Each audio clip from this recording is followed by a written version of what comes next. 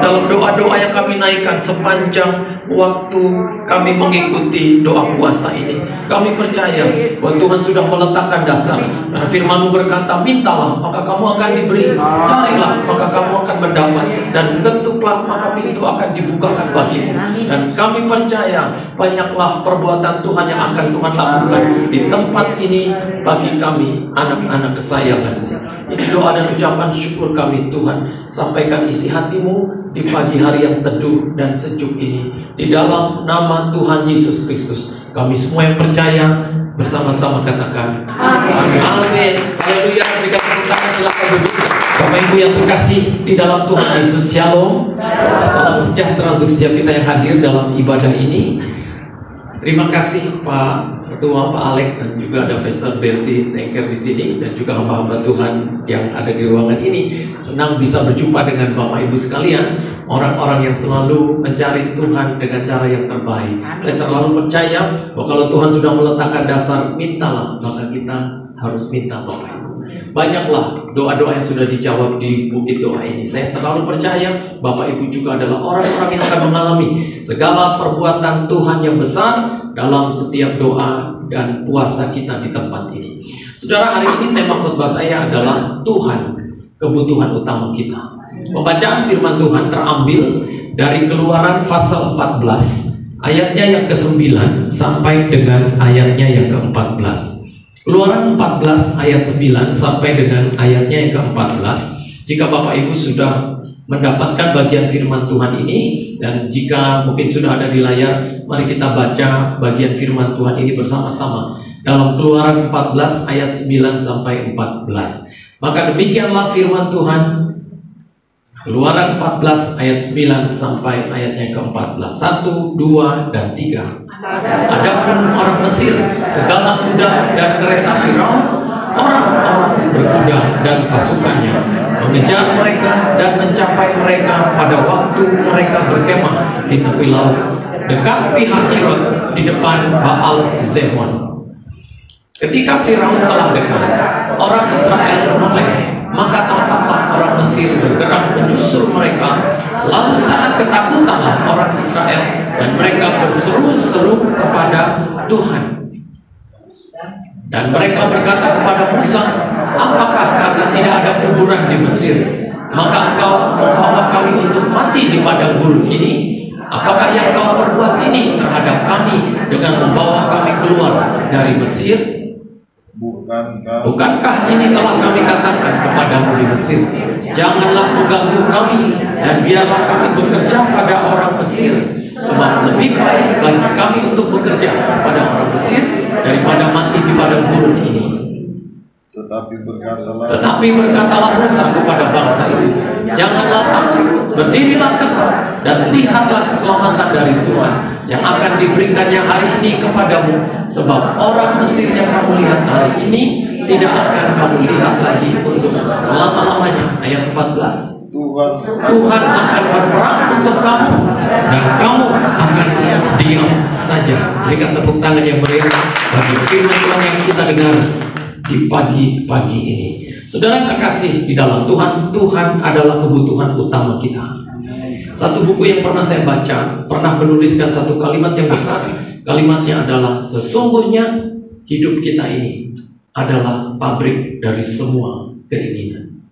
Sehingga Yakobus pernah mengingatkan kita di dalam Yakobus 1 ayat 14 dan 15 dikatakan di sana, tetapi tiap-tiap orang dicobai oleh keinginannya sendiri, ia diseret dan dipikat olehnya. Lalu ayat 15 mengatakan, sesungguhnya keinginan kita itu bisa melahirkan maut. Sehingga pagi ini kita perlu belajar bagaimana menjadikan Tuhan menjadi keinginan utama kita. Dia harus menjadi kebutuhan utamamu. Kalau kau ada di sini, maka engkau adalah orang-orang yang sedang menjelaskan bahwa Tuhan adalah kebutuhan hidupmu. Kalau Bapak Ibu ada di sini, maka Bapak Ibu adalah orang yang sedang melakukan doa orang yang benar bila dengan yakin didoakan, sangat besar kuasanya. Ini adalah ayat yang tidak bisa dirubah.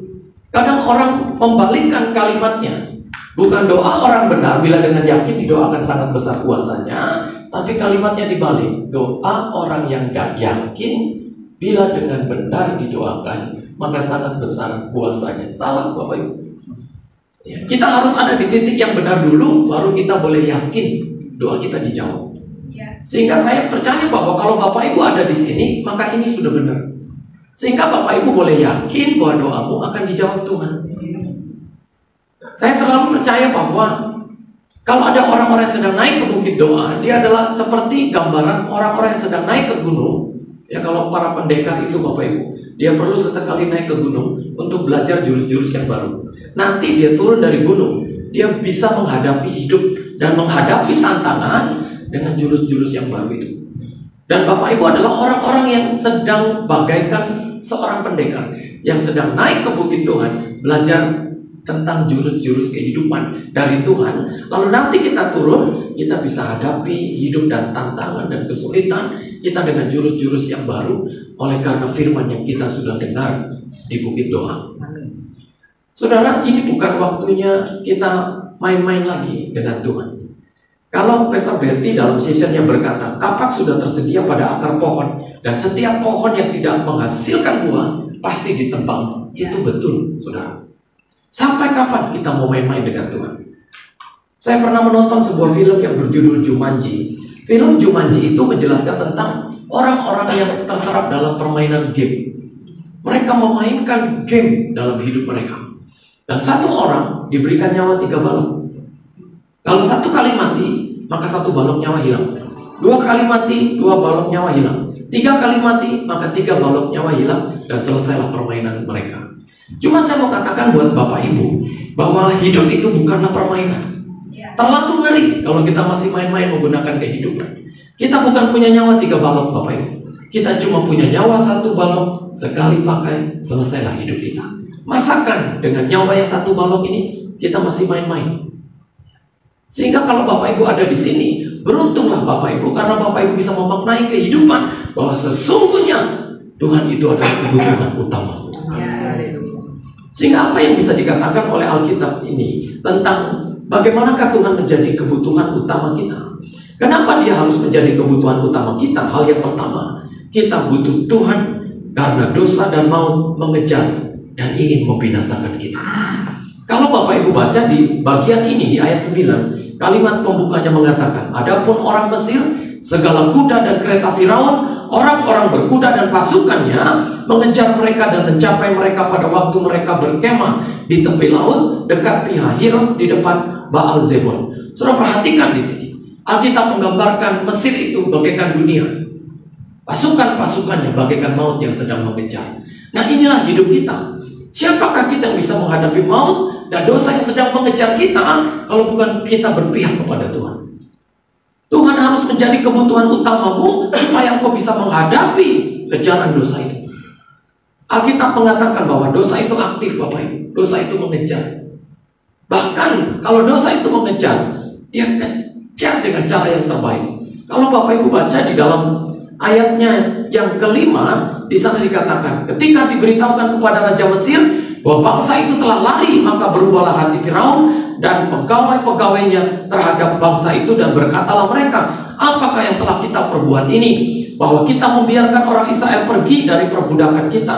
Kemudian ia memasang keretanya dan membawa rakyatnya serta ia membawa 600 kereta yang terpilih. Ya, segala kereta Mesir masing-masing dengan lengkap dengan perwiranya. Mereka kejar orang Mesir. Demikianlah gambaran dosa. Dosa itu kalau kejar kita nggak tanggung-tanggung Bapak Ibu.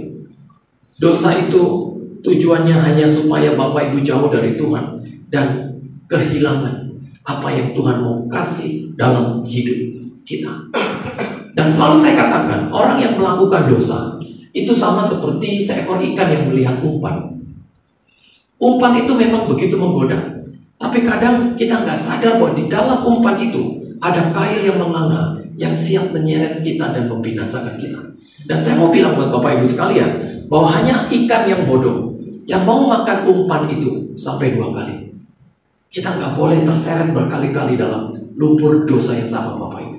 Biarlah kita jadi orang yang memastikan bahwa aku sudah memastikan aku ada di posisi yang benar. Baru kita datang, lalu berteriak-teriak, meminta-minta tolong kepada Tuhan. Manusia kecenderungannya, kata Alkitab, adalah melakukan pelanggaran. Agustinus pernah berkata, non posse non peccare. Apa artinya non posse non peccare? Artinya adalah manusia tidak bisa kalau tidak berbuat kesalahan. Manusia itu dilahirkan dalam natur dosa, sehingga mereka menjadi orang-orang yang cenderung melakukan banyak kesalahan dalam hidup mereka.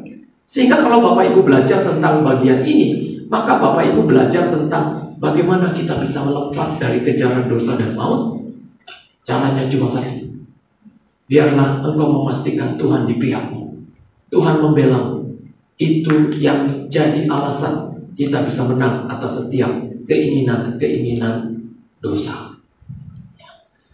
Nah, kalau kita tahu bahwa hidup ini begitu sulit, hidup ini begitu susah, maka Tuhan pun harus menjadi kebutuhan utama kita.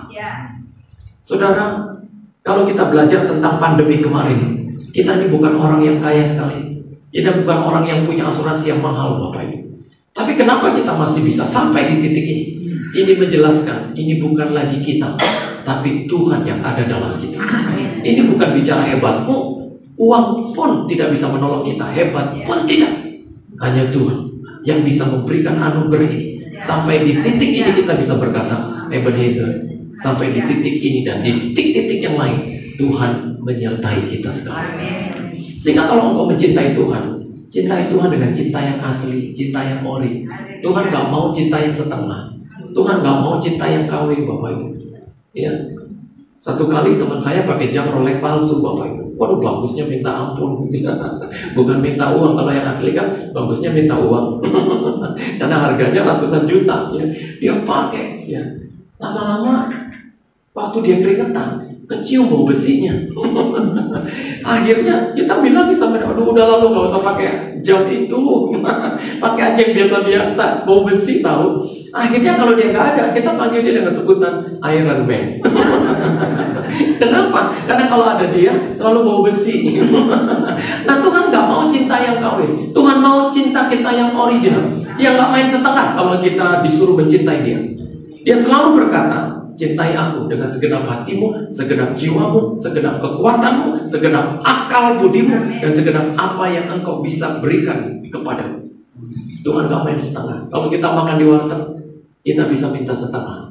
Tapi kalau urusannya dengan Tuhan, dia gak main setengah. Dia minta segenap, semua, sepenuh yang bisa kita lakukan dalam hidup kita.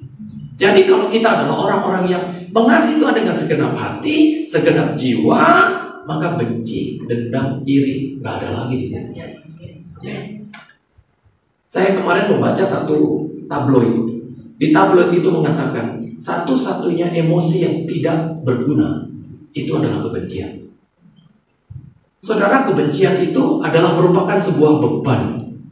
Jadi kalau kita sedang benci kepada seseorang, maka kita sedang memikul beban. Dan kalimatnya dikatakan, sesungguhnya kebencian itu bukan beban yang ringan untuk dipikul. Jadi buat apa kita menyimpan dan memikul kebencian? Biarlah hatimu lapang, hatimu seluas samudra, untuk tidak lagi ingat-ingat kesalahan orang. Jadi kalau engkau belajar tentang bagaimana hidup yang mengasihi Tuhan dengan cinta yang sejati, cinta yang penuh, maka engkau akan jadi orang yang hatimu seluas samudra untuk bisa menutupi banyak kesalahan. Kalau ada orang yang seringkali bilang, aduh Pak, saya udah WhatsApp banyak-banyak, aduh berapa baris tuh, dia balas cuma WK doang. Ya, saya kesel Pak. Ya. Aduh, jangan buru-buru marah. Jangan-jangan WK itu artinya wah kangen loh. Ya iya, Bapak Ibu. Ya, zaman sekarang mah kalau ada orang yang seneng dia lupain kita, itu mah udah ada sekarang. Orang yang lagi seneng dia nggak pernah hubungin kita, kalau lagi susah dia hubungin kita, udah banyak Bapak Ibu di zaman ini. Ya, nanti kalau dia udah susah juga dia akan WhatsApp kita, lalu dia nanya posisi di mana. Sherlock dong. Nah itu tandanya kita tahu bahwa wah ini orang lagi susah nih. Nanti dia kalau senang dia pasti nggak cari saya. Itu udah zamannya Bapak Ibu. Sehingga kalau hari ini kita mengharapkan sesuatu itu selalu baik, salahlah kita. Sesuatu bisa saja tidak selalu baik, asalkan kita tinggal dalam Tuhan, itu cukup untuk kita memastikan kita pasti maju terus dan bukan mundur. Kita pasti naik dan bukan turun. Karena Allah berkata kepada kita, kalau aku di pihakmu, siapa yang bisa lawan aku? Tuhan itu gak ada lawannya Bapak Ibu. Kasihnya tiada lawan, kuasanya tiada lawan. Wah, luar biasa.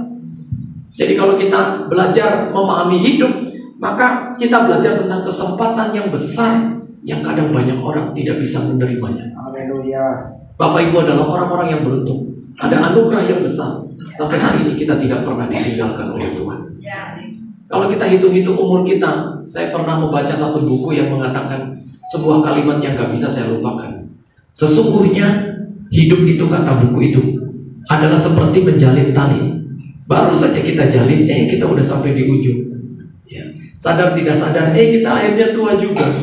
Kadang-kadang kan kita nggak mau dibilang tua. Saya kalau bilang orang tua tuh orang tahu. Yang mana sih itu yang tua itu? Oh bukan, itu mah orang tahu. Kadang pendeta juga nggak mau dibilang tua. Sampai baca ayatnya, dahulu aku muda, sekarang tetap muda, sampai tidak pernah kulihat orang benar ditinggalkan. Padahal kalimatnya bukan begitu. Kalimatnya adalah dahulu aku muda, sekarang telah menjadi tua. Satu saat kita ada di posisi yang bisa berkata, aku telah tua. Akhirnya saya sudah sampai di titik ini. Istri saya kalau beli baju baru, Bapak Ibu, itu selalu bilang, Pak, aku kelihatan lebih muda kan? Terus dari jauh saya bilang, kamu bukan lebih muda sayang, tapi pernah muda. Kamu pernah SMA. Dia langsung datang, dia peluk saya. Iya ya, akhirnya kita tua juga. Ada satu yang terus bertambah dalam hidup kita. Itu bukan hanya berat badan, ibu-ibu. Ibu-ibu kan kadang-kala pusing kan dengan berat badan. Doa puasa ini bukan program diet kan. Saya selalu bilang sama ibu-ibu, semua akan kurus pada waktunya. Jadi kalau belum kurus berarti belum waktunya. Kenapa ya Pak, saya kok susah amat sih diet itu? Tenang Bu, orang bahagia itu, kata para ahli, susah kurusnya. Mungkin ibu terlalu bahagia aja kali, makanya susah kurusnya. Saya selalu bilang sama suami-suami, suami yang baik tidak akan pernah berkata istrinya harus kurus. Ya, dia nggak akan selalu bilang, Mama kurusin badan kan. Dia akan malah berkata, biarin aja, istriku lagi lucu-lucunya. Ibu-ibu tuh kalau udah perawatan soalnya, waduh, mahalnya minta ampun Bapak Ibu. Ya, kemarin ada seorang ibu yang kasih saya kwitansi Bapak Ibu, terus dia suruh baca, Pak lihat ini kwitansi. Terus saya lihat, astaga, 70 juta. Buat apa ini? Ini Pak, saya habis perawatan. Hah? Perawatannya segini Bu? Iya, saya habis stem cell. Astaga, ya. 70 juta kalau dibeliin motor berapa biji? Ibu-ibu tuh memang ada-ada aja sih. Ya. Sekarang ibu-ibu tuh nggak sedikit loh, bulu matanya sampai belong banget. Saya pernah kunjungan nih dari sore sampai satu waktu ke rumah jemaat yang satu itu sampai 7:30. Waktu saya masuk ke rumahnya, saya kaget, kok ibu di sini pakai kacamata renang gitu ya, ngapain? Dia mau berenang di mana? Gitu saya. Terus saya tanya, Bu, mau berenang di mana malam-malam begini? Pendeta, saya bukan mau berenang. Ini saya baru pasang bulu mata palsu, 700.000 ini Pak, katanya. Saya tadi mau cuci muka, makanya saya pakai kacamata renang. Oh, supaya nggak rusak ya Bu ya. Iya, akhirnya saya bawa berita itu ke orang-orang. Akhirnya ibu-ibu bilang, ya sudah kalau gitu kita beli kacamata renang supaya bulu matanya nggak gampang rusak. Wah gawat gitu ya. Apalagi mukanya ibu-ibu tuh, kadang-kadang pendeta tuh kalau khotbah kita bingung mana lampu sorot, mana muka ibu-ibu. Kadang-kadang lampu sorot itu ya kalah terangnya dengan muka ibu-ibu. Waduh, glowing semua. Hingga satu kali ada suami yang bilang sama saya, Pak, saya harus kerja keras. Wah bagus Pak kerja keras. Kenapa harus kerja keras? Supaya istri saya tetap glowing. Kemarin saya baca, di balik istri yang glowing selalu ada suami yang angus. Jadi biar angus-angus gak apa-apa yang bapak-bapak. Yang penting istri kita tetap cetar membahana. Jadi kalau ibu-ibu nyanyinya pada kalau ke gereja, bersinar, bersinar, itu bahasa sederhananya glowing. Jadi itulah pernak-pernik kehidupan. Makanya kalau ada banyak anak-anak muda, kalau saya kasih pembekalan nikah gitu ya, saya lihat wajah-wajahnya itu, aduh, udah merasa kayak mau masuk ke Taman Eden kalau udah mau menikah itu. Lalu saya khotbah, saya bilang sama mereka, kadang bukan masuk Taman Eden, tapi Jurassic Park. Masalah rumah tangga itu gak segampang apa yang kita nilai dalam hidup dan apa yang kita bisa lihat. Kalau nggak ada Tuhan dalam hidup kita, siapakah kita yang bisa bertahan menghadapi hidup dengan segala masalah dan persoalannya? Bapak Ibu, masalah akan datang. Bahkan dosa akan terus mengejar-ngejar kita. Tapi satu hal yang saya mau katakan buat Bapak Ibu sekalian, jangan pernah mundur. Apapun keadaanmu, bukankah Alkitab menjelaskan dari sejak semula? Alkitab katakan, pada mulanya Allah menciptakan langit dan bumi belum berbentuk dan kosong. Gelap gulita menutupi samudera raya, dan roh Allah melayang-layang di atas permukaan air. Dia mengatasi semua dari sejak semula pengumumannya. Dia mengatasi air. Artinya dalam semua kehidupan di alam semesta ini, dia ada di atasnya. Dia mengatasi semua keadaan, dia mengatasi semua pergumulan, dia mengatasi semua masalahmu, dia mengatasi semua kesulitan yang sedang kau alami hari ini, sehingga maju terus. Jangan mati sebelum tiba hari kematian kita. Ada banyak orang yang seringkali kelihatan lemes gitu ya, kayak mati padahal masih hidup gitu ya, putus asa, khawatir, dan seringkali dosa menaruh banyak kekhawatiran dalam iblis, menaruh kekhawatiran dalam hidup kita sampai kita nggak bisa menikmati masa kini kita. Kapan Bapak Ibu kehilangan bahagia? Seseorang kehilangan bahagia itu pada waktu dia khawatir, pada waktu dia nggak percaya, pada waktu dia ragu, pada waktu dia memastikan bahwa semuanya mungkin masa. Hidup itu harus percaya, Bapak Ibu. Kalau Bapak Ibu berdoa di sini, letakkan dasar yang pertama, engkau percaya, maka Tuhan akan bertindak dalam setiap masalah. Kita ini gak kurang-kurangnya masalah, gak kurang-kurangnya persoalan, Bapak Ibu. Persoalan-persoalan kita begitu banyak, yang penting jaga hati. Dalam Mazmur pasal 18 ayat 27, di sana dikatakan begini, terhadap orang yang suci engkau berlaku suci, tetapi terhadap orang yang bengkok engkau berlaku belat-belit. Bapak Ibu perhatikan di sini, siapakah yang disebut engkau ini? Tuhan. Tuhan itu bisa berlaku belat-belit kalau hati kita nggak lurus, hati kita bengkok. Sehingga perhatikan motivasimu datang ke tempat ini. Apakah hatimu sudah lurus kepada Tuhan? Kalau masih ada motivasi yang tidak baik, motivasi yang bengkok, biarlah engkau memperbaikinya sampai engkau melihat Tuhan itu begitu jelas untuk memastikan dia akan menjawab doa kita. Kalau Tuhan berbelat-belit, kita jadi apa, Bapak Ibu?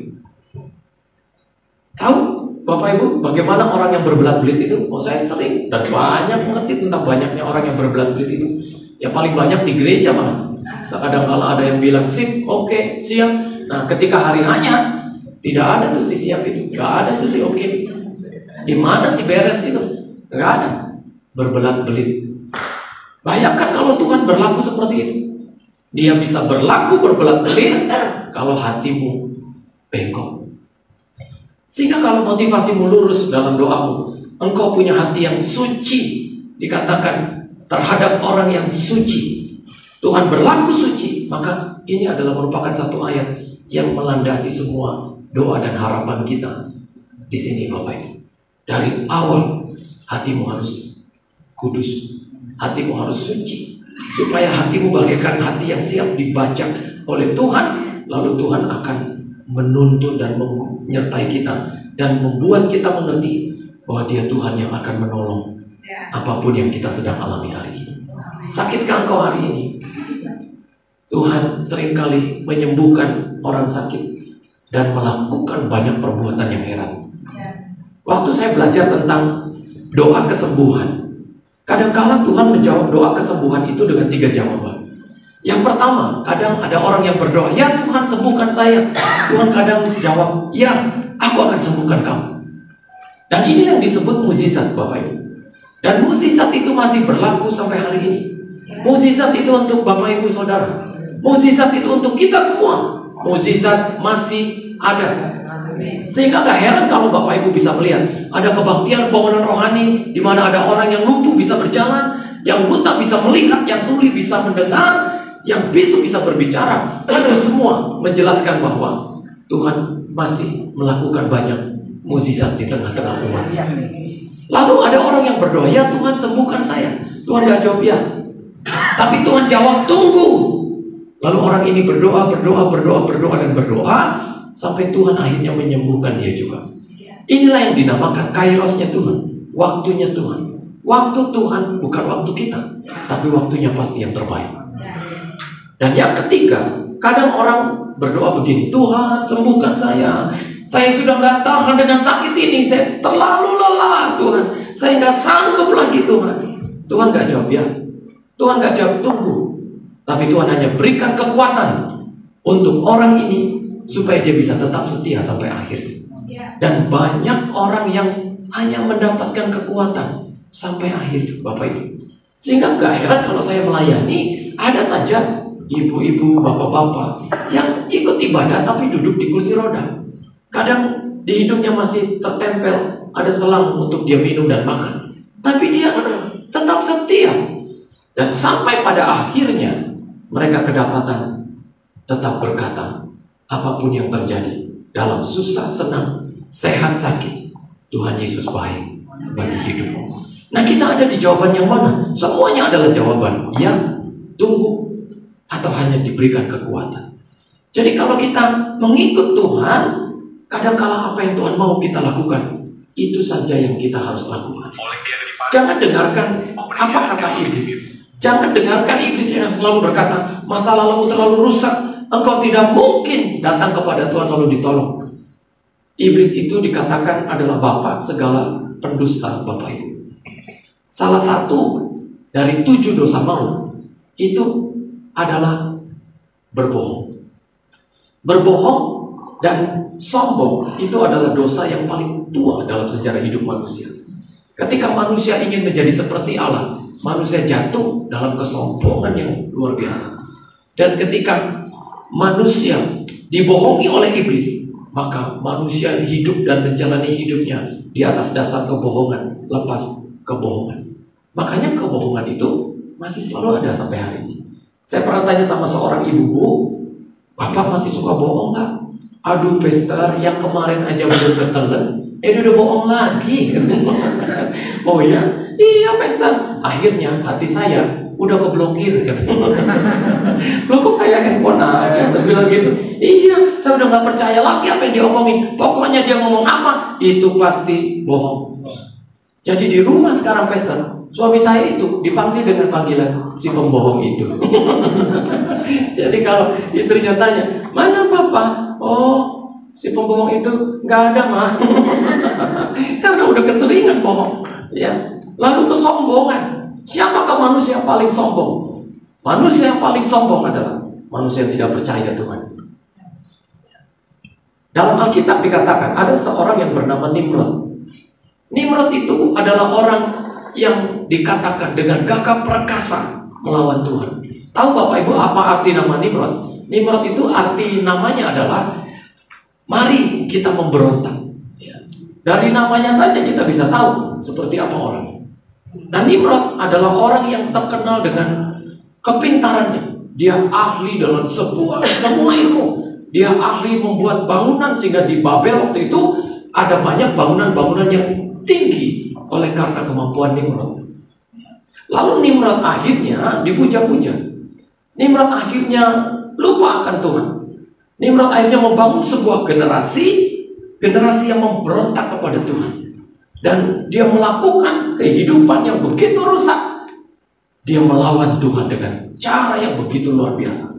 Nimrod adalah satu-satunya orang yang pertama yang menikahi ibunya sendiri yang bernama Semiramis. Dia melakukan pemberontakan dan kenajisan yang luar biasa. Sampai-sampai Dia akhirnya memerintahkan banyak orang untuk membangun satu menara. Dan di atas menara itu akan disematkan satu nama yang bukan Tuhan, tapi namanya adalah Nimrod. Wah, dia lawan apa yang bisa dia lawan, Bapak Ibu. Dia menggerakkan orang-orang untuk melakukan banyak kenajisan, seks bebas, dan hal-hal yang brutal yang bisa dilakukan untuk satu tujuan: mengalahkan Tuhan. Hidup tidak pakai Tuhan-Tuhanan. Saudara tahu apa yang akhirnya terjadi dengan Nimrod? Nimrod akhirnya mati, yang dikatakan orang pertama yang gagah perkasa. Itu pemimpin sekuler yang pertama yang namanya Nimrod akhirnya mengalami kematian. Bagaimana caranya dia mati? Dia mati bukan ditembak oleh musuh. Dia mati bukan karena ditusuk oleh lawannya. Dia mati hanya karena perkara yang kecil. Karena seekor nyamuk yang masuk ke lubang hidungnya lalu bersarang di otaknya selama 40 hari. Dan akhirnya Nimrod ini membentur-benturkan kepalanya ke tembok. Dia berteriak sementara semua pengikutnya tidak ada yang tahu Tuhannya ini sakit apa. Nimrod yang biasa disebut dengan panggilan My Lord, oh Lord, My God.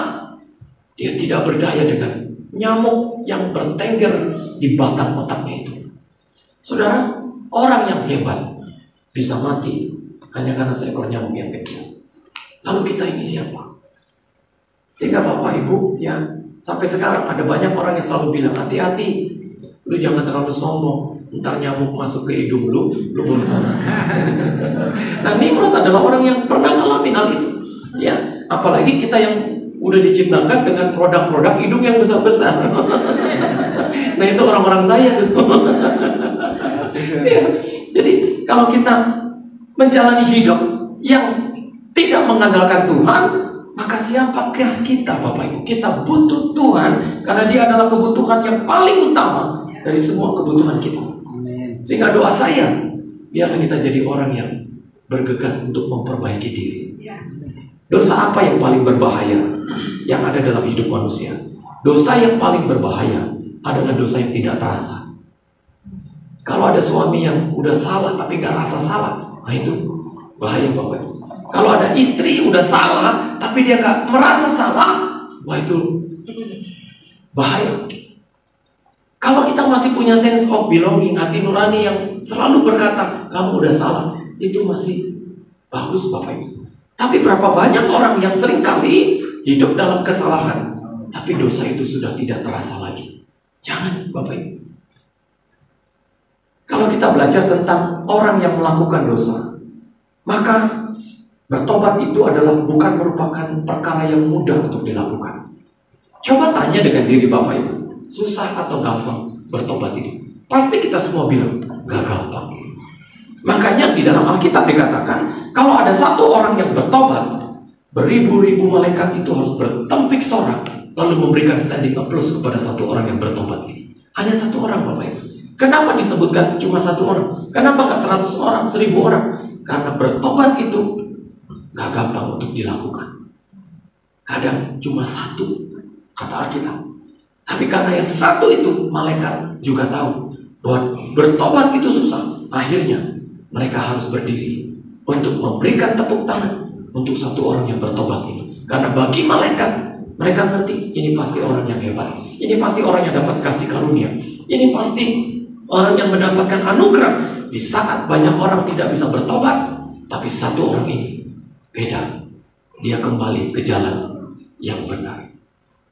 Nah, kita ada di posisi yang mana? Biarlah hari ini mendahului semua doa yang kita naikkan. Pertobatan menjadi alasan kita untuk datang sujud di kaki Tuhan untuk memohon pertolongan. Itu saja, Bapak Ibu. Kita mau hidup sampai tahun berapa?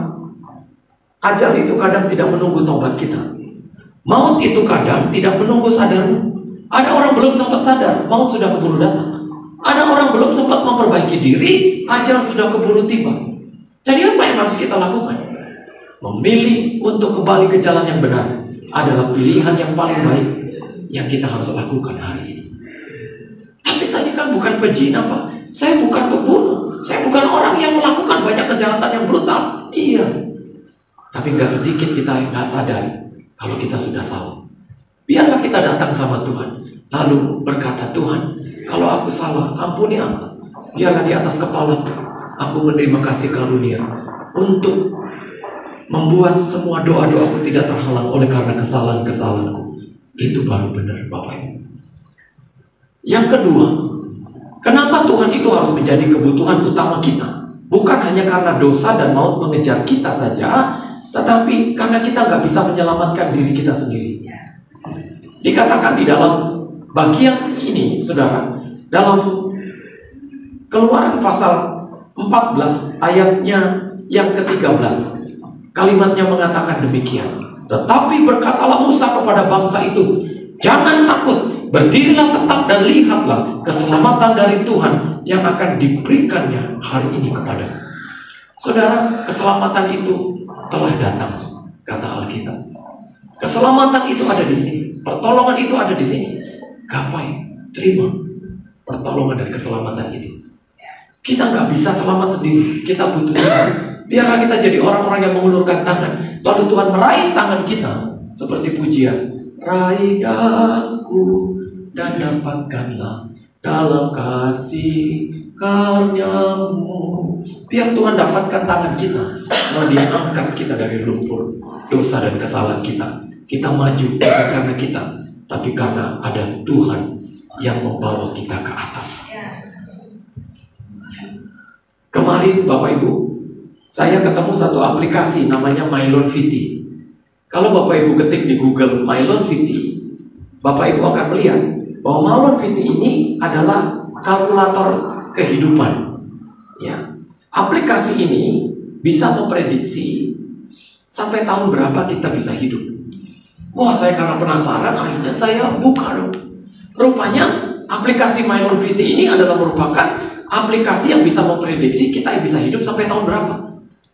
Rupanya isi dari aplikasi itu adalah banyaknya pertanyaan-pertanyaan, Bapak Ibu. Yang pertama, karakter adalah pertanyaan yang pertama. Rupanya orang itu bisa ditentukan dia bisa hidup sampai tahun berapa dari karakternya. Apakah dia emosian, apakah dia suka sensi, emosi, darah tinggi, suka marah, suka benci, suka dendam, suka iri hati. Oh, kita harus isi di situ. Lalu yang kedua, yang ditanya adalah pola makan. Orang Manado pernah bilang jangan sampai nggak ada mati di ujung sendok. Rupanya orang itu bisa mati di ujung sendoknya sendiri. Apa maksudnya? Mati karena pola makannya yang nggak dijaga. Bapak Ibu, usia-usia kita seperti ini, ya saya saja makan sekarang bukan lagi untuk kenyang, tapi untuk sehat. Jadi yang penting udah makan, itu udah sehat. Kalau dulu tujuan kita kenyang, ya makan tuh sampai kayak tumpukan di piring kita. Tapi sekarang kita nggak kejar kenyangnya, tapi kejar sehatnya. Ya.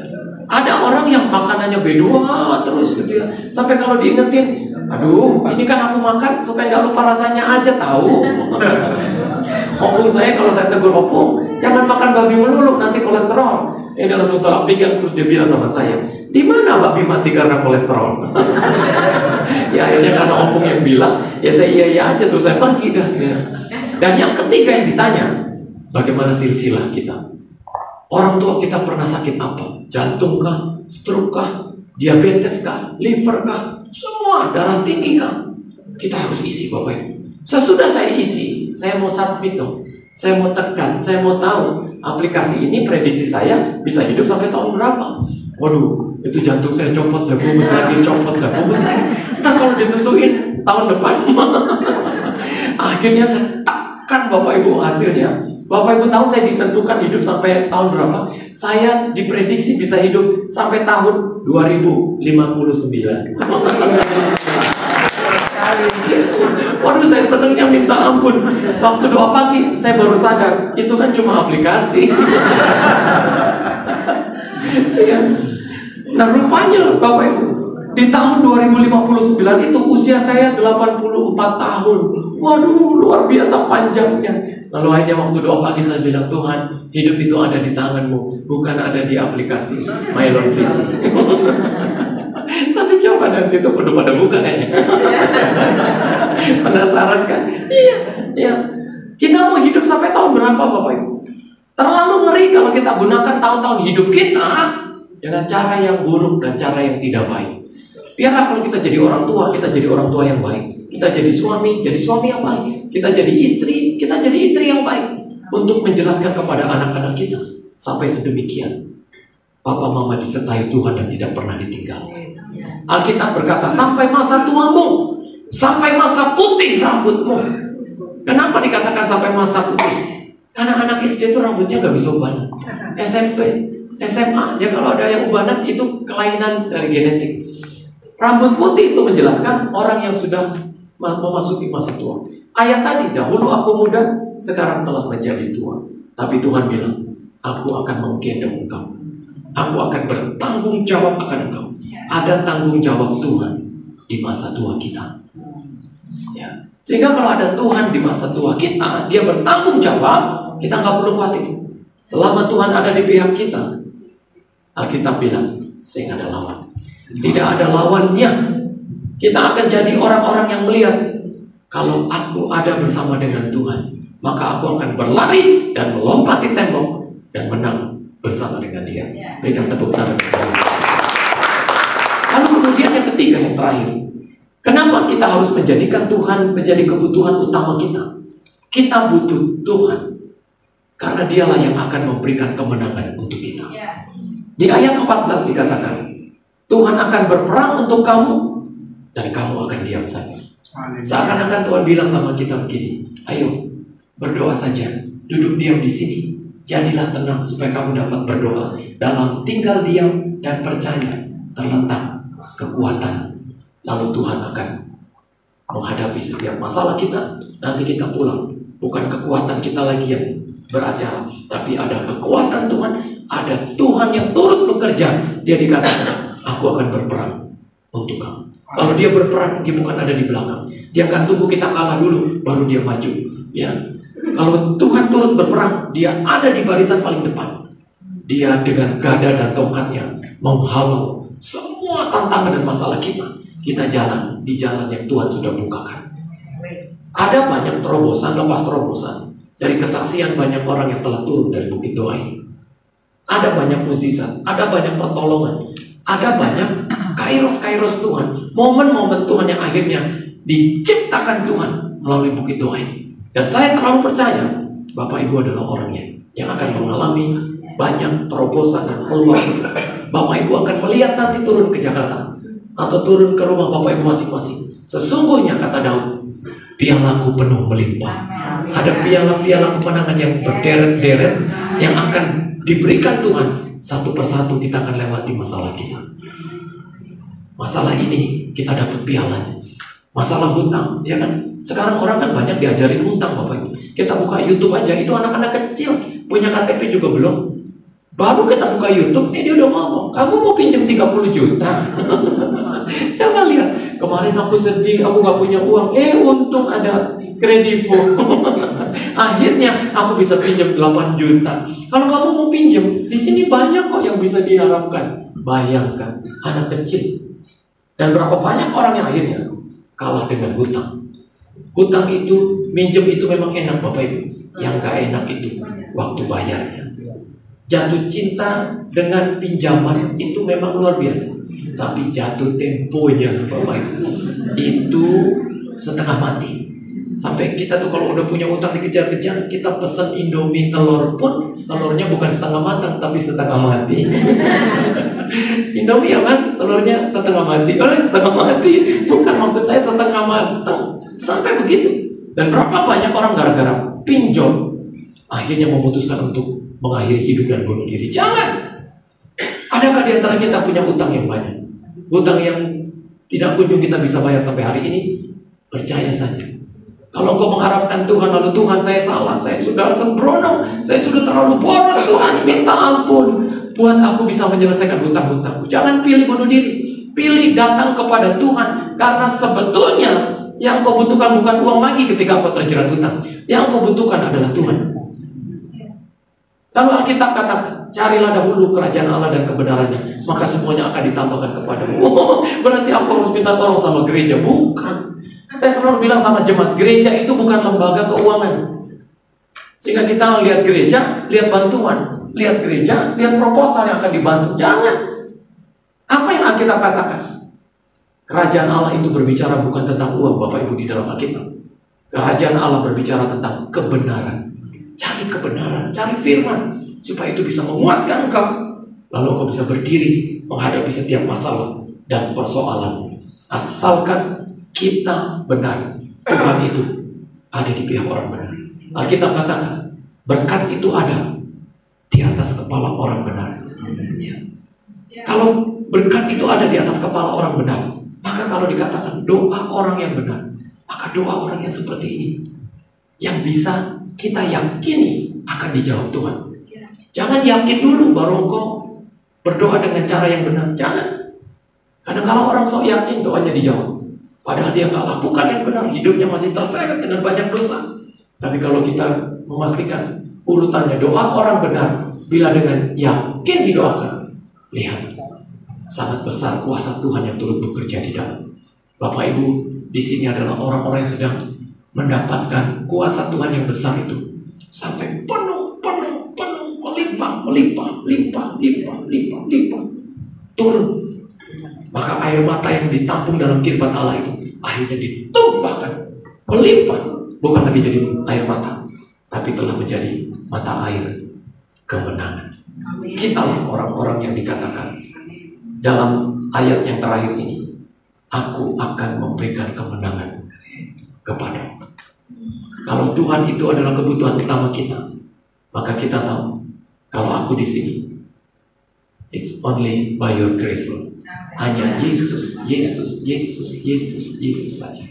Mari kita ambil sikap doa, datang kepada Tuhan. Kita nyanyi satu pujian. Ku ada sebab anugerah-Mu. Ku ada karena kasih Tuhan Yesus. Ku berterima kasih. Hanya anugerah-Mu bagi hidupku sekarang yang membuat aku memuji dan menyembah-Mu, Tuhan. Ku ada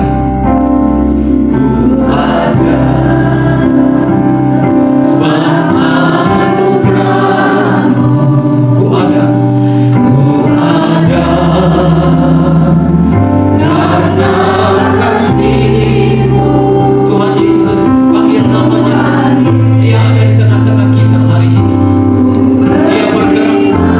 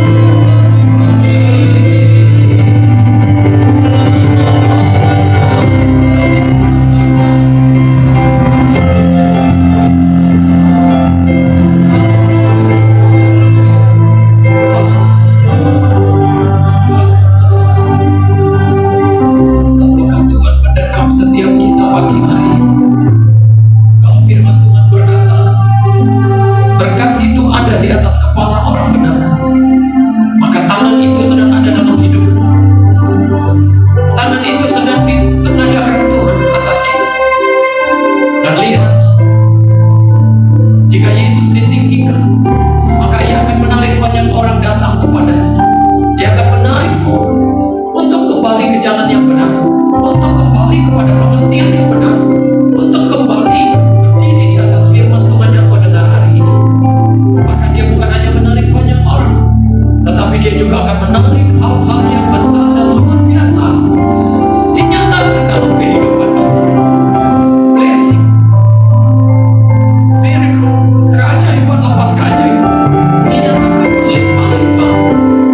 Dan hari ini biarlah engkau adalah orang yang mengalami hal itu. Kau menjadi orang-orang yang mendapatkan kasih karunia, mengalami Tuhan di tempat ini, dan mengalami pembangunan rohani tentang bagaimana kita menjadikan Tuhan menjadi kebutuhan utama kita. Melihat dosa ditenggelamkan ke dalam tubir lautan, melihat dosa ditenggelamkan dalam lautan kasih seperti orang Mesir, seperti Firaun. Ketika orang-orang Israel berjalan di tengah laut, Tuhan bukakan jalan yang tidak mungkin bisa dilakukan, tetapi Tuhan buat apa yang tidak mungkin menjadi mungkin. Ketika orang Israel sampai di ujung, maka laut itu menutup orang-orang Mesir. Dosa sudah dibuang oleh Tuhan jauh ke dalam tubir lautan. Dosa telah ditenggelamkan di dalam lautan kasih Allah, dalam samudra kasih Allah itu. Sekarang waktunya kau bangkit, jadilah pemenang. Lihat, keselamatan itu telah datang, keselamatan telah tiba. Ada Tuhan di sini yang akan memberikan kemenangan. Dia akan berkata kepada kita, kamu duduk di sini, aku akan berperang ganti kamu, dan kamu akan diam saja. Kita perlu menjadi orang yang tenang, menjadi orang yang berdoa, menjadi orang yang tinggal diam dalam hadirat Tuhan. Dan nanti pulang ada saja yang Tuhan akan bukakan bagi kita. Yang sakit disembuhkan, yang susah dihiburkan, yang terikat dilepaskan, keluarga-keluarga kita dipulihkan oleh Tuhan, keuangan kita, ekonomimu dijamah dan dipulihkan oleh Dia. Dan keselamatan itu akhirnya dipecahkan Tuhan di tengah-tengah keluarga. Akhirnya suamimu diselamatkan, istrimu diselamatkan, anak-anakmu, menantumu, cucu-cucumu. Tidak ada yang dilewatkan oleh Tuhan dalam seisi hidup kita. Terima kasih Tuhan. Bapa, kamilah orang-orang yang beruntung pagi ini karena kami ada di sini. Kamilah orang-orang yang disebut berbahagia karena kami telah mendengar firman-Mu, Tuhan. Engkau sendiri telah menuliskan setiap perkataan-Mu di dalam roh hati kami. Kami beruntung karena kami mengalami Tuhan dan firman-Nya di tempat ini. Tuhan, ajari kami untuk meletakkan dasar bahwa sesungguhnya yang kami butuhkan bukan pertolongan manusia, yang kami butuhkan bukanlah uang yang banyak, yang kami butuhkan bukanlah orang yang kuat, tetapi yang kami butuhkan adalah sumber dari segala sesuatu yang ada di dunia ini, yang adalah Engkau sendiri. Bapa, buat kami untuk bisa lepas dari kejaran dosa dan maut. Karena kami tahu upah dosa adalah maut. Kami melihat kemenangan telah diberikan kepada kami hari ini. Kami melihat sesungguhnya mukjizat diperlakukan Tuhan atas kami. Dan ajar kami Tuhan untuk melihat bahwa sesungguhnya keselamatan itu telah datang. Seperti kata firman-Mu melalui Musa kepada orang Israel, lihat, keselamatan yang dari Allah telah tiba. Sesungguhnya pertolongan itu telah diberikan hari ini untuk kami. Keselamatan itu telah dinyatakan. Perbuatan Tuhan telah mengawali semua doa dan semua alasan yang kami ada di tempat ini. Dan hari ini Tuhan, ajari kami untuk melihat bahwa ada Tuhan yang berperang ganti kami dan berkata kepada kami, kamu diam saja, jadilah tenang supaya kamu dapat berdoa. Di dalam tinggal tenang dan percaya, maka terletak kekuatan. Kami mau tinggal dalam hadirat-Mu beberapa hari ini Tuhan, untuk mengharapkan hal-hal yang besar dan melakukan hal-hal yang besar dalam hidup dan masalah kami. Terima kasih Roh Kudus, tetap pegang kami erat, berkuasalah atas kami, penuhi kami sampai kami selesaikan doa dan puasa kami. Kami menjadi orang-orang yang bagaikan pendekar pendekar yang naik gunung, belajar tentang apa yang Tuhan mau kami lakukan. Kami turun kembali ke rumah kami masing-masing, kembali ke meja kerja kami, kembali ke kehidupan kami sebagai orang tua, sebagai suami, sebagai istri, sebagai anak Tuhan, sebagai pelayan Tuhan, sebagai pemimpin gereja. Kami mulai dengan jurus-jurus baru yang akan kami lakukan dalam hidup dan pengabdian kami. Ini doa kami Tuhan, di dalam nama Tuhan Yesus Kristus. Seraya kami percaya, sebab itu kami berkata-kata bahwa barang apapun yang kami minta dalam nama Yesus, maka Engkau akan melakukannya, supaya Bapa dipermuliakan di dalamnya. Dan di dalam nama Tuhan Yesus Kristus, kita semua yang percaya bersama-sama katakan amin. Amin. Berikan tepuk tangan yang meriah. Haleluya. Puji Tuhan, terima kasih kita sudah diberkati oleh firman Tuhan. Terima kasih buat hambanya pendeta Julius Parapat, Tuhan memberkati. Dan kita boleh break sebentar 5 menit. Bapak Ibu Saudara mungkin mau ke toilet, ya. Kita break sebentar 5 menit. Mau ke toilet boleh. Belas kasihan-Mu kami hidup hanya karena kalau ada Tuhan dalam hidup kami akan yakin kami bisa menjalani hidup dengan segala masalah dan pergumulannya. Dan sekarang Tuhan, mari Engkau lebih lagi berbicara kepada kami, urapi kami semua, mampukan kami untuk meneliti dan mengerti setiap baik-baik perkataan firman-Mu. Di dalam nama Tuhan Yesus, kami semua yang percaya bersama-sama katakan amin. Haleluya. Puji Tuhan. Berikan tepuk tangan yang meriah bagi Tuhan. Bapak Ibu yang terkasih di dalam Tuhan, hari ini dalam session yang kedua ini saya akan menyampaikan firman Tuhan tentang God is good all the time. Ibrani pasal 13 ayatnya yang ke-8. Mari kita perhatikan bagian firman Tuhan ini. Hanya satu ayat yang akan melandasi firman Tuhan berkaitan dengan tema kita, Tuhan itu baik dalam segala waktu. Ibrani 13 ayatnya yang ke-8.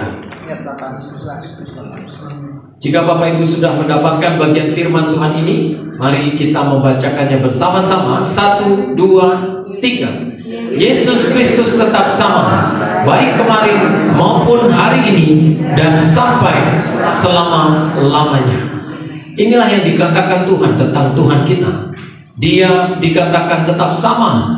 Bapak Ibu dan saya adalah orang-orang yang memiliki masalah dan pergumulan. Tapi ingat, kita punya Tuhan yang sama. Tuhan yang bisa diandalkan dalam segala perkara untuk memperlihatkan kepada kita bahwa kita adalah orang-orang yang dikasihi dan selalu disertai, ditolong, dan tidak pernah ditinggalkan oleh Tuhan. Kalau hidup ini selalu ada dalam kendali Tuhan, maka apa yang perlu kita takutkan lagi? Tidak ada. Apa yang perlu kita khawatirkan lagi? Kita jadi orang-orang yang mengerti bahwa kita tidak perlu ragu untuk mengikuti Tuhan yang seperti ini. Bahkan tentang bagaimana Yesus mati dan bagaimana Yesus bangkit, kita nggak perlu ragu lagi. Dia nyata, dia real, dia mati dan bangkit bagi hidup kita sekalian. Waktu Thomas meragukan Tuhan, seorang bapak gereja berkata, Thomas menjadi ragu-ragu supaya kita tidak perlu ragu-ragu lagi. Thomas menjadi orang yang tidak percaya supaya kita tidak percaya hari ini menjadi percaya. Karena Thomas sudah mewakili keraguan kita. Thomas sudah mewakili ketidakpercayaan kita. Thomas mewakili kita untuk menyentuhkan jarinya di tangan Tuhan yang berlubang paku. Thomas yang menaruh jarinya di lambung Yesus yang berlubang tombak itu. Dia mewakilimu. Sehingga walaupun kita tidak ada di sana, Thomas sudah ada di sana untuk menjelaskan kepada kita, tidak perlu ragu. Aku sudah menyentuhnya.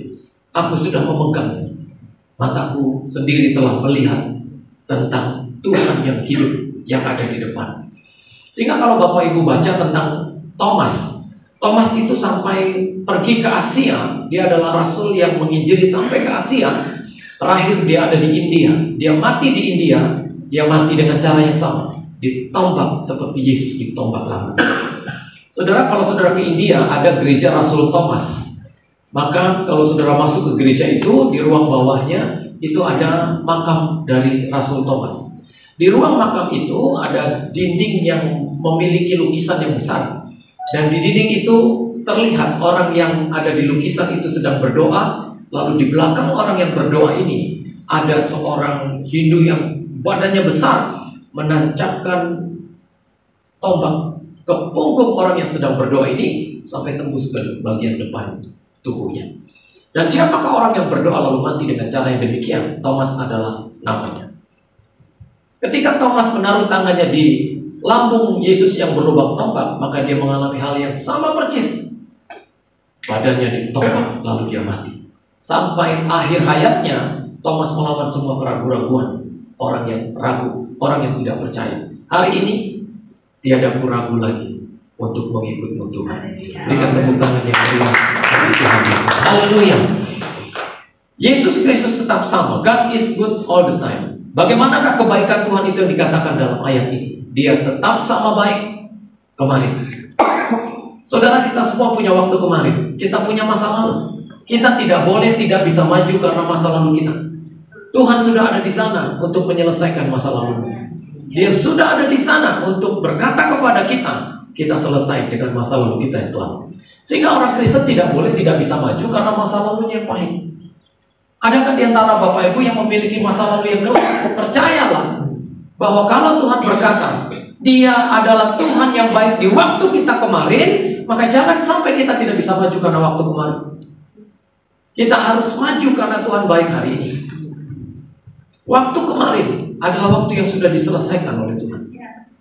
Ada seorang ibu yang tidak bisa melupakan masa lalunya yang kelam. Saya pernah bertemu dengan seorang ibu yang usianya 80 tahun. Bapak Ibu, beberapa tahun yang lalu, dan dia sudah dipanggil Tuhan begitu lama. Ibu ini satu kali datang ke saya, lalu dia ketemu dan dia bilang, "Pendeta, tolong doakan saya. Saya adalah orang yang merasa tidak pernah bisa diampuni oleh Tuhan." "Loh, kenapa, Bu?" Lalu ibu ini cerita, dan dia berkata, ceritanya begini katanya. "Waktu saya muda, waktu saya gadis, saya nakal sekali. Saya sampai pernah menggugurkan kandungan sampai 7 kali, Pak. Lalu ketika saya sampai tua begini, saya seperti tiap kali mau tidur, saya selalu mendengar ada anak bayi yang berteriak-teriak di telinga saya.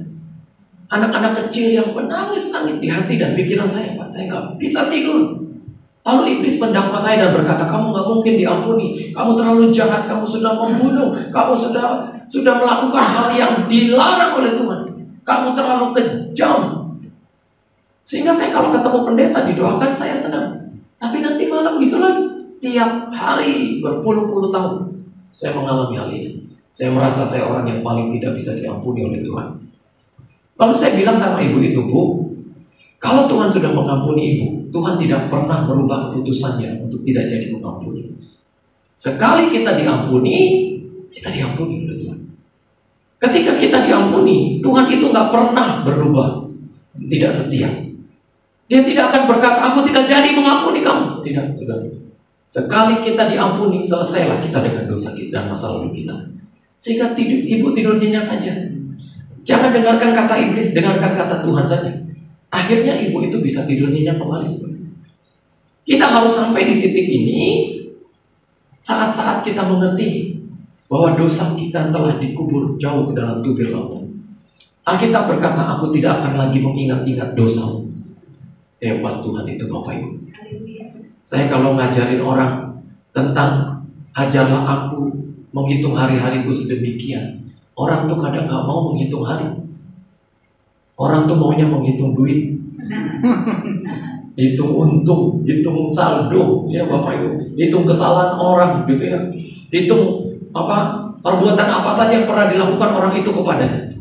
Kemarin ada seorang bapak di satu daerah berkata kepada saya, kurang benci apa Pak saya sama dia. Maksud saya, ya, saya pikir itu kebalik kalimatnya. Habisnya kan orang bilang, kurang benci apa Pak juga saya sama dia. Ini kok bilangnya kurang benci apa Pak saya sama dia. Waduh, saudara, ngeri. Ya. Jadi kalau kita jadi orang yang mau belajar tentang bagaimana Tuhan baik dalam hidup kita di masa kemarin, maka majulah kita. Dan jangan terikat dengan masa lalu kita yang kelam. Kita harus jadi orang-orang yang bisa melihat dan menyaksikan God is good all the time. Saudara, terlalu singkat umur kita kalau kita seringkali tidak bisa live melupakan masa streaming lalu. ini live. Di Tiongkok, orang-orang itu punya kebiasaan untuk selalu bertanya, kamu mau hidup sampai tahun berapa? Oh iya. Cita-cita kamu punya umur sampai berapa tahun? Pernah nggak Bapak Ibu berhenti sejenak lalu istirahat lalu berpikir, saya punya cita-cita mau hidup sampai umur berapa ya? Kalau saya tanya Bapak Ibu punya cita-cita hidup sampai umur berapa? Tetangga saya pernah bilang saya mau hidup sampai 1000 tahun lagi. Pak, mana ada dulu? Tahu kan ini pasti orang Batak.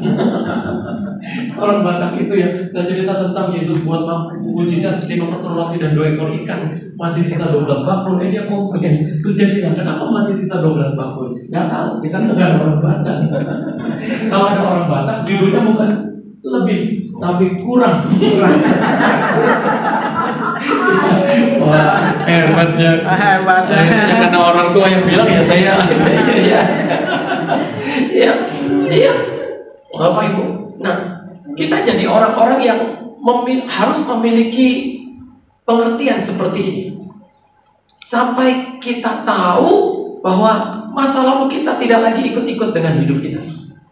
Makanya Alkitab berkata waktu Yesus mengutus murid-muridnya, dia bilang begini, kebaskanlah debu sesudah engkau pergi ke sana. Kenapa? Supaya yang buruk-buruk itu nggak ikut lagi. Supaya ingatan-ingatan yang nggak baik itu nggak ikut lagi sampai hari ini. Seburuk-buruknya kita masih punya anugerah hari ini untuk menyelesaikan keburukan dan dosa kita. Sehingga kalau Yesus itu dikatakan baik pada waktu kemarin, maka inilah ayat yang menjadikan kita memiliki alasan. Masa kemarin adalah masa yang tidak akan memiliki dampak lagi hari ini. Nah, orang-orang di Tiongkok kalau menjawab, kalau ditanya, kamu mau hidup sampai umur berapa? Kalau ada yang jawab, saya mau hidup sampai 80 tahun. Kalau waktu dia bilang itu usianya 60 tahun, berarti sisa berapa tahun Bapak Ibu? 20 tahun. Kalau 1 tahun itu sama dengan 365 hari, dia kalikan 20 sisa umurnya. Sesudah itu dia pergi ke pasar, dia beli kelereng. Dan dengan jumlah itu, kelereng itu ditaruh di dalam sebuah kotak, lalu tiap pagi dia buang 1. Tiap pagi dia selalu buang 1. Kalau dia keluar kota, dia akan bilang kepada pembantunya, hambaku buang 1 kelereng tiap pagi selama aku keluar kota. Lalu pembantunya mungkin akan berkata, Tuhan, ini kelerengnya masih bagus, lagi pula warnanya masih terang dan masih baru. Lalu dia akan berkata, tidak hambaku, itulah gambaran waktu kemarin. Seindah-indahnya waktu kemarin, itu bukan lagi milik kita. Seindah-indahnya waktu yang lalu, itu bukan lagi milikmu. Dia adalah sesuatu yang terbuang. Dia pulang ke rumah, dia buang lagi tiap pagi 1, sampai orang ini sadar bahwa sisa kelerengnya sudah tidak banyak. Nah, Bapak Ibu yang terkasih, siapa yang bisa tahu berapa sisa kelereng hidupnya hari ini? Gak ada yang bisa tahu. Jangan-jangan tinggal sedikit, jangan-jangan sudah tidak banyak. Tapi siapa yang bisa ngerti? Lalu apa Pak yang harus kita lakukan dengan sisa kelereng hidup kita ini? Yang kita nggak tahu sekarang sisa berapa?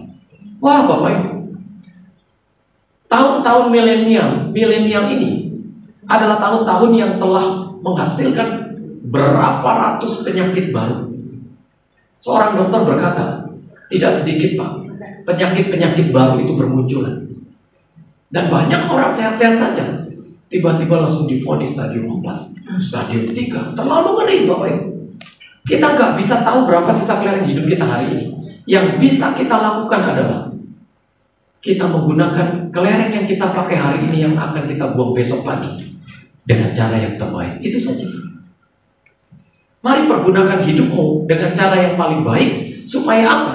Supaya tiap-tiap kelereng kehidupan yang kita mau buang besok pagi itu menjadi kelereng-kelereng yang bernilai.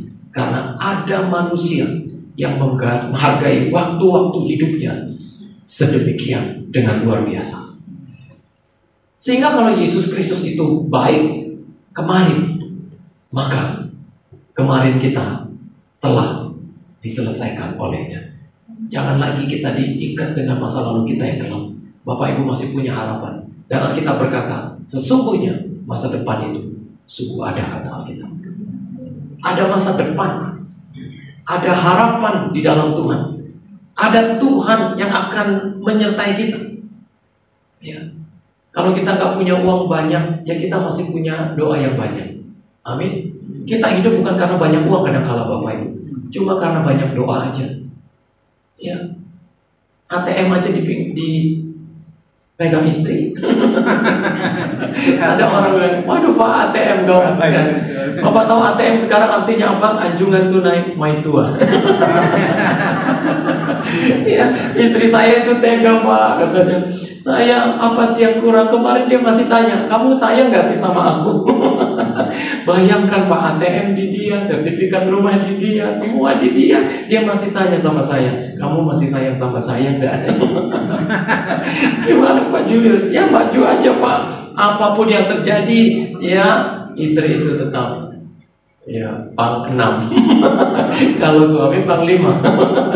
Istri lebih tinggi pang 6. Kalau suami bintang 3, istri bintang 4. Jadi yang bintang 3 ya iya aja. Ya kadang kalau istri itu udah cerita, kita udah ngantuk gitu ya.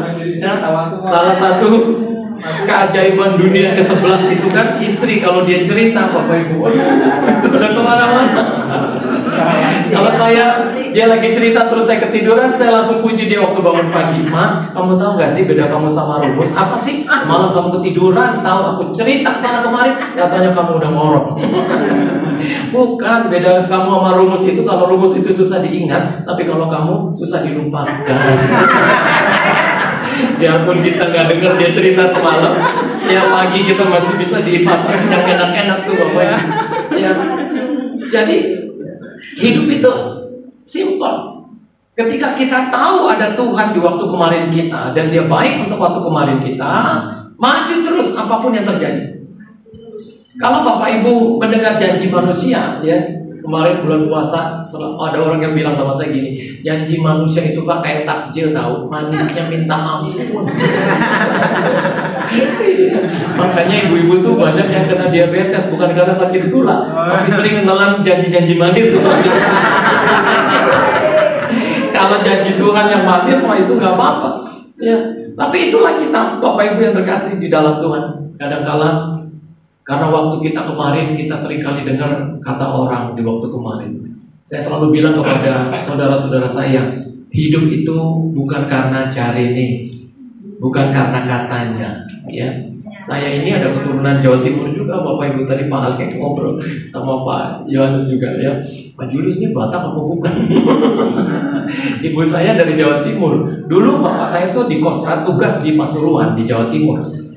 Satu kali dia sakit 1 bulan lebih Bapak Ibu. Dirawat di klinik, dulu rumah sakit besar nggak ada waktu tahun-tahun 70-an.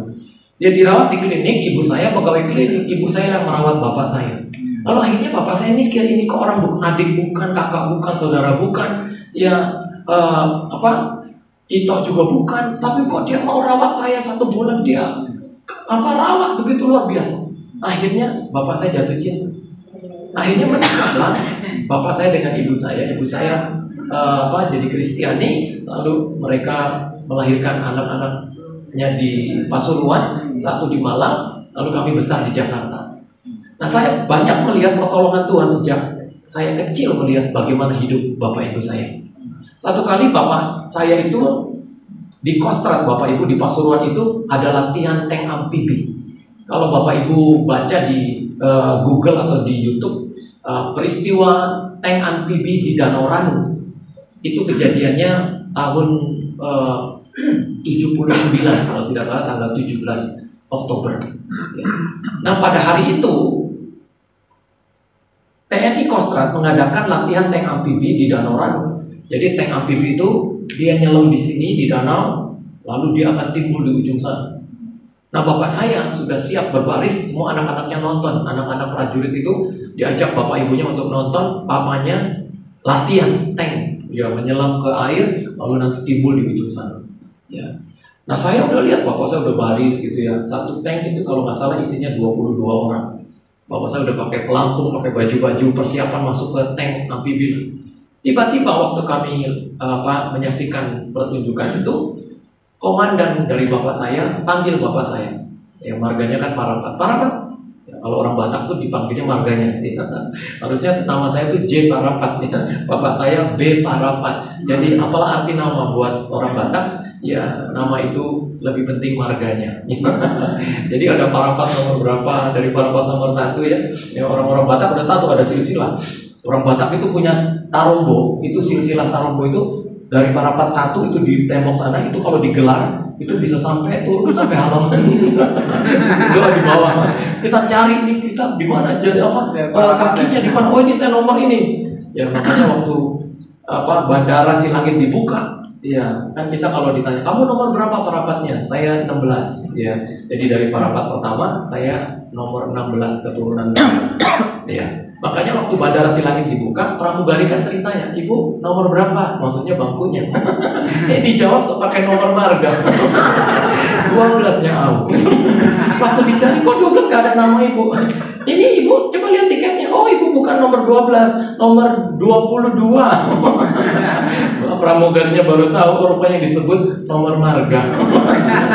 Jadi kalau orang Batak nanya nomor berapa kamu, itu nomor marganya. Nah, akhirnya bapak saya komandannya datang terus bilang, Parapat, kamu piket, nggak usah turun. Siap Don. Seberapa detik, menit bapak ibu bapak saya udah mau masuk tank. Lalu kemudian bapak saya lepas semua, terus dia jaga di atas. Semua tank turun ke dalam danau yang dalam itu, danau yang lebar sekali, luas sekali, Danau Ranu. Kalau bapak ibu cari di Pasuruan, semua masuk. Dan satu-satu tank amfibi itu keluar di ujung danau yang jauh di sana. Tapi ada satu tank yang tidak pernah kunjung timbul lagi ke atas sampai hari ini. Dan tank itu harusnya bapak saya ada di sini. Air sudah di batang leher. Coba kalau komandan bapak saya itu sempat isi bensin aja, terus bapak saya udah terlanjur masuk ke tank, ceritanya udah lain. Semua orang akhirnya berlari-lari ke pinggir danau, dan tim SAR sudah mulai turun, pasukan katak sudah mulai masuk ke dalam danau, dan semua sirene dibunyikan dan semua speaker mengatakan masih ada satu tank yang belum timbul, satu tank yang belum timbul. Dan sampai hari ini kalau bapak ibu ke Danau Ranu, di situ ada prasasti, ada nama-nama prajurit yang tenggelam. Harusnya di situ nomor sekian ada bapak saya. Di balik kesedihan ada bahagia. Sedihnya adalah ada prajurit-prajurit yang tenggelam. Bahagianya adalah bapak saya masih ada. Pandemi pun begitu. Di balik kesedihan ada rencana Tuhan juga yang indah. Yang sedih adalah banyak orang yang gugur dalam pandemi kemarin. Wah ngeri bapak ibu. Sampai orang yang kena COVID kemarin itu gak ada yang berani nolong, gak ada yang berani deket. Saya terakhir kena Omikron. Itu kayak sepi sekali, orang gak mau deket sama saya, kayaknya jauh. Apalagi yang Delta. Saya sampai bilang sama saudara saya, ini Omikron, tenang aja. Iya Omikron. Ntar Omikron juga kalau ada comorbidnya ngeri tahu. Ya dulu tuh sampai perawat-perawat itu sampai mau ngasih makannya kayak mau kasih makan tikus. Takut gitu.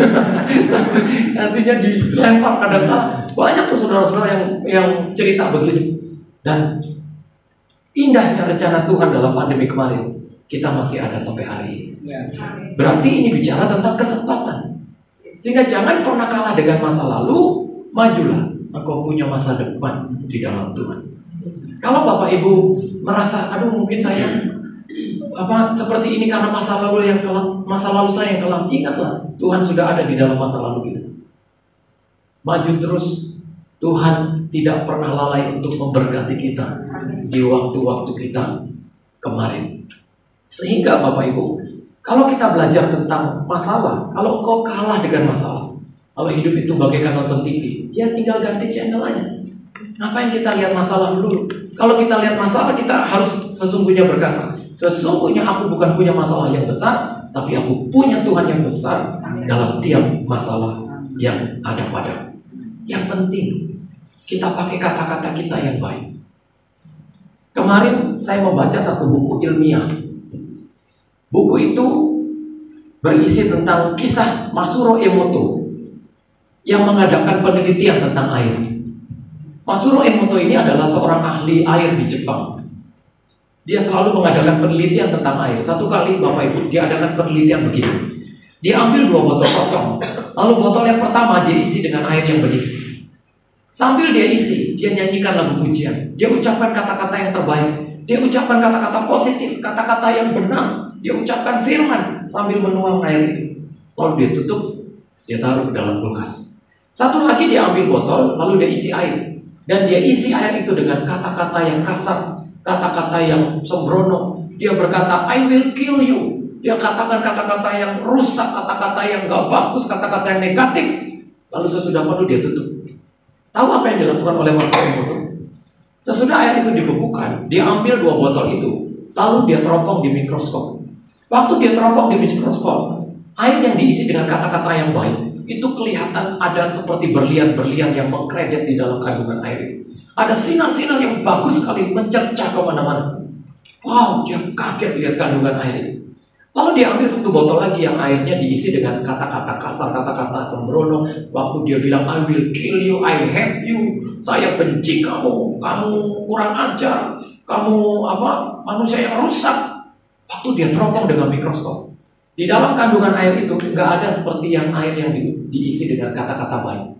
Yang ada cuma gumpalan-gumpalan yang buruk. Ya, air yang kelam sekali, yang redup sekali. Jadi bisa dibayangkan Bapak Ibu, kalau hidup kita, tubuh kita ini 60-70% terdiri dari air. Kalau kita suka mengucapkan kata-kata yang gak baik, kata-kata kalah, kata-kata pesimis, kata-kata pecundang, kata-kata yang gak bisa, gak mungkin, mana mungkin, gak ada. Bagaimana rusaknya hidup itu? Bagaimana tidak cemerlangnya hidupmu kalau kata-katamu tidak dibangun di atas dasar kata-kata yang baik. Jadi orang yang walaupun susah tapi kata-katamu baik, itu mukamu akan tetap berbinar-binar. Orang akan bingung, Bapak ini makannya apa sih? Kok kayaknya dia bukan orang yang sukses-sukses amat, tapi kok hidupnya selalu, waduh, matanya tuh berbinar-binar. Ibu ini, waduh, kalau dekat dengan mereka tuh kayak selalu ada aja yang seger yang saya dapatkan. Selalu ada aja yang baru yang dia bilang, yang menguatkan hati saya. Wah, luar biasa. Hidup itu kalau nggak salah makan Bapak Ibu, salah ngomong. Itu aja. Ya. Jadi mari jaga semua kata-kata yang keluar dari mulut kita ini. Kita nggak tahu isi hati orang, tapi kita bisa tahu apa yang ada di dalamnya melalui kata-kata. Sehingga kalau kita punya masalah, katakan saja, puji Tuhan, haleluya, hosana, ya praise the Lord, Tuhan baik, Tuhan luar biasa, Tuhan Yesus mengasihi saya. Wah, itu luar biasa. Memang ada satu lagu mengatakan lidah itu tak bertulang. Ya Bob Tutu Poli ya. Kalau masih ingat syukur. Kenapa saya bawa Bob Tutu Poli di doa ini? Karena Bapak Ibu ada di zamannya. Kalau saya cerita dia, siapa tuh Pastor Bob Tutu Poli? Oli itu ditutup bukan. Itu penyanyi yang luar biasa. Tinggi gunung 1000 janji, ya lain di bibir, lain di hati. Nanti terakhir kita nyanyi lagi, jangan. Ya, jadi hidup itu bukan karena katanya.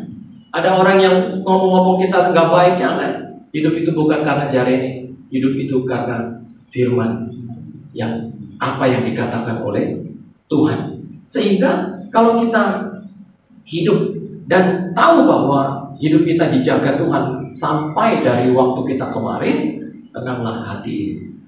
Ya, kita jadi orang-orang yang melihat bahwa bersama dengan Tuhan hidup kita selesai dengan masa lalu kita yang kelam. Lalu yang kedua, God is good all the time, berbicara tentang Yesus bukan hanya baik untuk waktu kemarin, tetapi kalimatnya dikatakan baik kemarin maupun hari ini. Hari ini apa yang jadi beban Bapak Ibu yang sedang Bapak Ibu pikul ke bukit doa ini? Ya, kita mungkin naik bis yang tinggal duduk, tapi hidup yang penuh dengan beban, masalah dan pergumulan itu, walaupun kita naik kendaraan ke atas, tapi terasa berat juga permasalahan itu kita pikul. Kenapa? Karena kita nggak serahkan sama Tuhan. Ketika kita naik ke tempat ini adalah cara kita sedang menjelaskan, Tuhan, aku mau taruh bebanku di tangan-Mu. Aku mau taruh persoalanku di kuasa-Mu. Aku mau melibatkan Tuhan di dalam setiap masalah dan pergumulanku yang sedang aku hadapi hari ini. Aku mau taruh Tuhan harapan untuk sembuh. Kadang-kala Bapak Ibu, sekarang ini kita harus jadi dokter untuk diri kita sendiri. Kita harus jadi pelatih untuk diri kita sendiri. Kita jadi guru untuk diri kita sendiri. Kita bukan dokter, kita nggak sekolah dokter. Tapi kadang kita harus jadi dokter untuk tubuh kita sendiri. Yang ngajarin, ayo kita harus olahraga, ayo kita harus jalan keliling komplek tiap pagi, ayo kita harus hidup sehat, kita harus jaga makanan, kita harus ini, kita harus itu, supaya kenapa? Supaya kita sehat. Menurut statistik dunia, setiap 2 detik itu ada manusia yang meninggal. Nah, kita ini siapa yang bisa melewati detik, menit, jam, minggu, bulan, tahun, kalau bukan Tuhan yang memberikan anugerah Bapak Ibu? Berarti hidup itu berbicara bukan hanya tentang uang yang banyak, tentang jabatan yang tinggi, tapi hidup itu berbicara tentang kesempatan yang kadang tidak datang 2 kali. Jadi kalau ada momen Tuhan, ada kairos Tuhan yang kita lihat, tangkap kairos Tuhan itu, momen Tuhan itu, dan jadikan saat-saat di mana kita menggunakannya dengan cara yang terbaik. Kita harus semangat menjalani kehidupan, karena semangat itu akan membuat kita sampai kepada mimpi-mimpi kita. Bukankah Alkitab bilang kita nggak usah khawatir akan masa depan, kesusahan sehari cukuplah untuk sehari. Kenapa? Karena kekhawatiran akan hari esok bisa merusak kebahagiaan kita hari ini. Jangan. Biarlah kita bisa menikmati hidup. Bukankah Tuhan berkata, di tangan kananmu ada nikmat senantiasa. Jadi di dalam Tuhan itu kita bisa menikmati segala sesuatu. Jika banyak orang bilang, waduh, kita mau punya karunia menikmati. Benar, Bapak Ibu. Karena hidup di dalam Tuhan itu adalah cara kita bisa menikmati hidup dengan susah, senang, sehat, sakit, dengan segala keadaannya. Kita jadi orang-orang yang betul-betul menikmati kehidupan.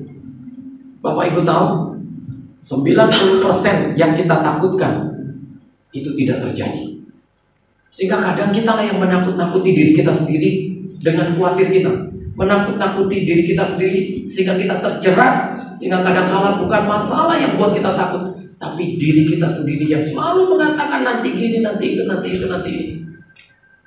Saya melihat ada banyak orang yang khawatir, akhirnya tidak bisa menyelesaikan permasalahannya dengan maksimal. Kalau Bapak Ibu khawatir, maka Bapak Ibu akan kehilangan setengah dari kekuatan Bapak Ibu. Orang yang berpikir positif, orang yang berpikir percaya, dia sudah dapat setengah dari perjuangannya. Dia tinggal selesaikan setengahnya lagi. Jadi kalau Tuhan itu baik untuk hari ini, apa yang ada di masalah kita hari ini? Dia ngerti masalah Bapak Ibu. Dia ada di hari ini untuk membuat kita tahu bahwa dia nggak pernah tinggalkan kita. Dia nggak pernah membiarkan kita. Dia akan turun tangan. Saatnya akan tiba. Tuhan itu bisa buka terobosan dalam setiap masalah dan pergumulan kita. Memang kita nggak bisa lawan keadaan Bapak Ibu. Saya satu kali membaca satu tesis. Satu kali waktu saya mau menguji tesis, membimbing tesis, saya dapat satu tesis judulnya Menggugat Tuhan. Bapak Ibu coba bayangkan, siapa yang gak kaget lihat judul tesis Menggugat Tuhan. Nah saya tanya, siapa yang mau digugat? Kalau Tuhan mau digugat, siapa pengacaranya? Berani amat menggugat Tuhan. Lalu saya baca tesis itu, sampai di akhir tesis itu saya baru dapat satu kalimat yang menutup tesis itu. Kalimatnya adalah, sesungguhnya lengan kita terlalu pendek untuk bertinju dengan Tuhan. Kita gak bisa menggugat Dia. Siapakah kita yang bisa berbantah dengan pencipta kita? Lakukan saja bagian kita, nanti Tuhan akan lakukan bagiannya, Bapak Ibu. Satu kali ada seminar yang berjudul Membedah Tuhan. Nah yang saya tahu kan selama ini membedah buku. Waduh, gawat. Loh, kok ada seminar membedah Tuhan? Ini seminar apa, pikir saya. Rupanya orang-orang yang mengadakan seminar itu seperti membawa Tuhan ke ruang forensik, lalu dibedah, dicari kesalahan. Bapak Ibu tahu akhir seminar itu akhirnya apa yang mereka temukan? Mereka akhirnya menemukan bahwa sesungguhnya Tuhan itu real, Tuhan itu ada, Tuhan itu benar, dan Tuhan yang benar itu adalah Yesus Kristus. Tuhan itu namanya. Berikan tepuk tangan. Haleluya. Dan kebenaran-kebenaran ini akan membuat kita mengerti bahwa tidak ada Tuhan yang sama seperti Dia. Tidak ada Tuhan yang bisa disamakan dengan Yesus. Dia Tuhan yang dikatakan satu-satunya. Dia bukan hanya dikatakan satu dan disebut satu. Di Yohanes 17 ayatnya yang ketiga, di sana dikatakan, inilah hidup yang kekal itu, yaitu manusia mengenal satu-satunya Allah yang benar. Allah yang benar itu harus disebut satu-satunya. Supaya apa? Supaya tidak ada duanya. Kalau kita menyebut Allah itu satu, maka masih ada bilangan yang selanjutnya 2, 3, 4, 5. Kenapa Alkitab dalam Yohanes 17 ayat 3 perlu menyematkan satu kalimat satu-satunya Allah yang benar, supaya kita percaya kepada Allah yang tidak ada duanya. Dan siapakah satu-satunya Allah yang benar itu? Dalam 1 Yohanes 5 ayat 20 dikatakan, inilah satu-satunya Allah yang benar itu, Yesus Kristus. Dia adalah Allah yang benar. Wah, berarti Bapak Ibu ada di dalam yang benar. Bapak Ibu bisa memastikan bahwa kita sudah ada di jalan yang benar.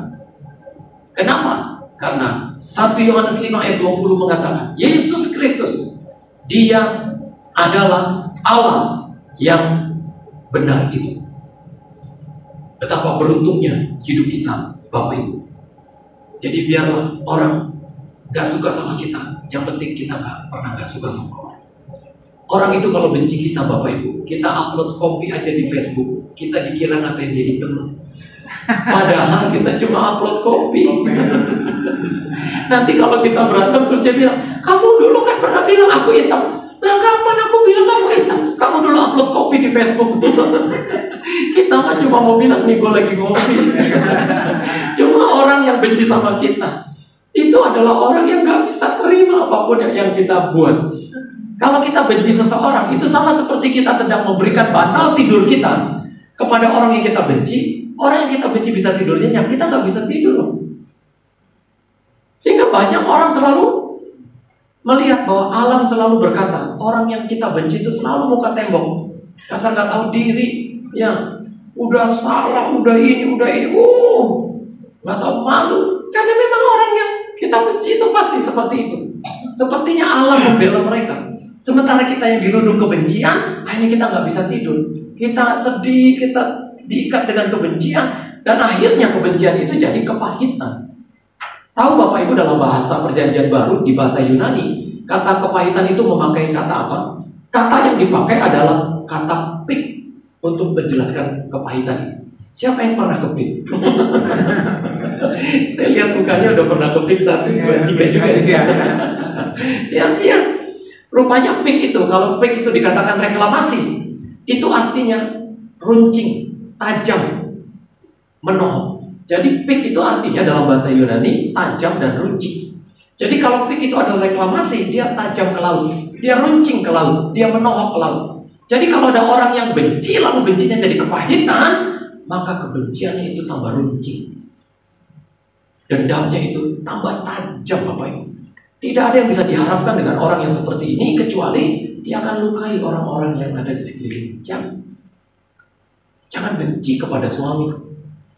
Ya, bilang kepada suamimu, Papa, kamu itu Superman-ku tahu. Iya Mama, kamu juga, kamu itu super tim-ku tahu. Jadi hidup berkeluarga itu jangan jadi Superman, jadi super tim. Libatkan istri, libatkan anak-anak. Iya, kalau saya ini pendeta, Pak Pastor Berti, ada pendeta-pendeta juga di sini. Kita juga manusia, kadang kita juga jenuh, penat dengan masalah pelayanan, kegiatan pelayanan. Saya seorang pengkhotbah, saya pendeta, saya dosen, saya juga rektor, saya juga bapak, saya juga suami, saya juga saudara, saya juga adik, saya juga kakak. Kadang-kadang kalau kita udah lemes gitu dengan kegiatan, capek juga Bapak Ibu. Saya kalau udah capek pelayanan nih, sampai rumah, saya lihat anak saya pertama, saya panggil, Fani, sini. Apa Pak? Sini yuk, kita pelukan. Apa sih Pak? Iya, pelukan aja. Ntar ada anak yang kedua, Melvin, sini. Apa sih Pak? Yuk kita pelukan, bertiga pelukan. Tinggal istri saya dari jauh bilang, kamu gak dipanggil. Kamu sini. Menteri Keuangan kalau gak dipanggil. Istri saya tuh seorang apoteker, Bapak Ibu. Dulu saya tahu tuh obat itu pahit. Rupanya yang manis itu apoteker. Akhirnya kita pelukan. Pelukan. Udah selesai dah kejenuhan kepenatan itu. Kadang kalau udah lelah melayani, saya cuma duduk lalu saya nyanyi satu pujian. Melayani. Berkali-kali saya nyanyi. Saya kuat lagi loh. Sehingga saya selalu bilang sama banyak teman-teman pendeta dan pengkhotbah, hati-hati. Jangan merasa profesional. Mimbar ini bukan dunia profesional. Tidak ada yang profesional di mimbar. Sehingga saya selalu bilang sama jemaat, jangan cari khotbah yang bagus, cari khotbah yang diurapi. Khotbah yang bagus itu dibuat di meja kerja. Untuk menciptakan khotbah yang bagus, nggak sampai 1 jam, saya bisa buat Bapak Ibu. Saya tinggal ambil laptop, saya buka internet, saya tinggal buka banyak buku, saya buat di meja kerja. Nggak sampai 1 jam, saya bisa buat khotbah yang bagus. Cuma khotbah yang bagus itu tidak menyelamatkan kadang-kadang. Kita butuh khotbah yang diurapi. Amen. Kalau khotbah yang bagus dibuat di meja kerja, di manakah khotbah yang diurapi dibuat? Khotbah yang diurapi dibuat di ruang doa. Ketika saya duduk, angkat tangan lalu bilang, Tuhan mau bicara apa? Pakai aku menjadi penyambung lidahmu. Kadang saya khotbah nggak sampai 1 jam, orang bisa bertobat. Kadang orang bertobat nggak butuh khotbah kita yang 1 jam, hanya sepatah kata saja kadang dia bisa bertobat. Ada bapak-bapak yang gak jadi bunuh diri waktu dengar khotbah saya. Saya juga kaget Bapak Ibu. Siapa yang gak kaget? Orang saya ingat waktu saya khotbah itu khotbah saya jelek. Saya aja gak ngerti khotbah saya, apalagi orang. Saya turun dari mimbar itu seperti ayam dicemuk air. Terus kepala saya besar ketika gembala bilang, ayo Pak kita salamin jemaat di depan pintu, mereka mau pulang. Tiap kali saya salam, saya malu, muka saya merah. Tapi namanya jemaat kan, gak enak sama pendeta. Khotbahnya gak bagus, tetap aja dibilang, waduh Pak, terima kasih khotbahnya diberkati sekali. Bagus banget khotbahnya Pak, puji Tuhan, saya sangat diberkati dalam hati saya. Yang mana yang bagus, gua aja gak ngerti khotbah gua, apalagi lu. Tiba-tiba ada seorang bapak, dia datang ke saya lalu berkata, Pak, terima kasih buat khotbahnya. Oh iya Pak, saya kira ini basa-basi juga gitu ya. Kalau saya nggak dengar khotbah Bapak, nanti malam saya udah berencana untuk bunuh diri. Loh, khotbah yang mana yang Bapak dengar tadi? Nah saya aja nggak ngerti khotbah saya, masa ada orang yang bertobat karena khotbah yang nggak bagus? Kan kita bisa tahu khotbah kita maksimal atau enggak. Pendeta tuh bisa ngerti Bapak Ibu. Terus saya tanya dong, Pak, jangan pulang dulu, nanti kita salaman di luar ya. Saya mau ngobrol. Iya Pak. Sudah selesai salaman, saya datang ke Bapak itu. Ngomong-ngomong tadi, yang mana yang Bapak dengar dari khotbah saya? Rupanya Bapak itu bilang begini, Pak, tadi Bapak bilang Bapak yang baik 5 kali.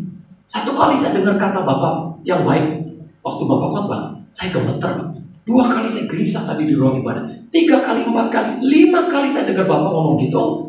Akhirnya dalam hati saya keluar 1 kalimat, buat apa saya bunuh diri? Saya kan punya Bapak yang baik, seperti kata pendeta ini. Wow, rupanya Tuhan gak pakai khotbah saya 1 jam.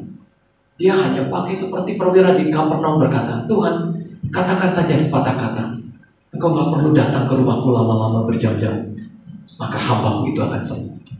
Kadang Bapak Ibu, firman itu kalau jadi rema dalam hidup kita, pasti itu firman yang telah diurapi. Sehingga jangan jadi juri atas semua pengkhotbah kalau di gereja. Nanti kalau lihat, siapa yang khotbah jam 7, jam 9, jam 5, ini berat gak usah, ntar aja ya Pak jam 5, aduh Pak kesorean, ya tapi dia bagus Pak khotbahnya Pak, kita harus jam 5, enggak Pak aku pagi aja, ya udah 2 kali ya kamu pagi ikut, kita sore ikut lagi. Itu namanya cari khotbah yang bagus. Ya.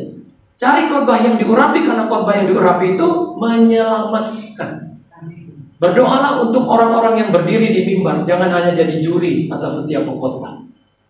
Yang kasih nilai pengkhotbah ini nilainya segini, pengkhotbah ini segini. Bapak Ibu juga berpartisipasi untuk khotbah yang diurapi lewat doa Bapak Ibu. Doakan gembala, doakan para pembicara. Jangan lupa doain saya juga. Bawa banyak jiwa, ya kan itu tugas pendeta, enak aja. Tugas Bapak Ibu juga. Saya tutup khotbah saya dengan satu cerita di satu daerah di Jawa. Satu kali Bapak Ibu, pendeta ini menyuruh menulis semua penjemaat yang datang untuk isi nomor sepatunya berapa. Wah, jemaat kaget. Ada apa ini? Waduh, gembala kita gol ini. Luar biasa ini gol ini bisnisnya. Udah tulis aja. ada yang 37, 39, 40, lalu ada 42, 43, 44, 46 yang terakhir. Semua isi, semua yang hadir. Ini jemaat-jemaat yang setia. Lalu kemudian minggu depannya, Bapak Ibu, rupanya gembalanya beliin sepasang sepatu untuk jemaatnya yang berisi kemarin. Wah, kaget lagi jemaatnya, ada apa ya ini? Kok gembala kita kasih kita sepatu? Tiba-tiba waktu mereka sudah duduk dapat sepatunya masing-masing, gembalanya berdiri dan berkata, itulah sepatu penginjilan kalian. Jemaat langsung bilang, tahu gitu kok nggak ambil kita di sepatu. Rupanya ini sepatu penginjilan.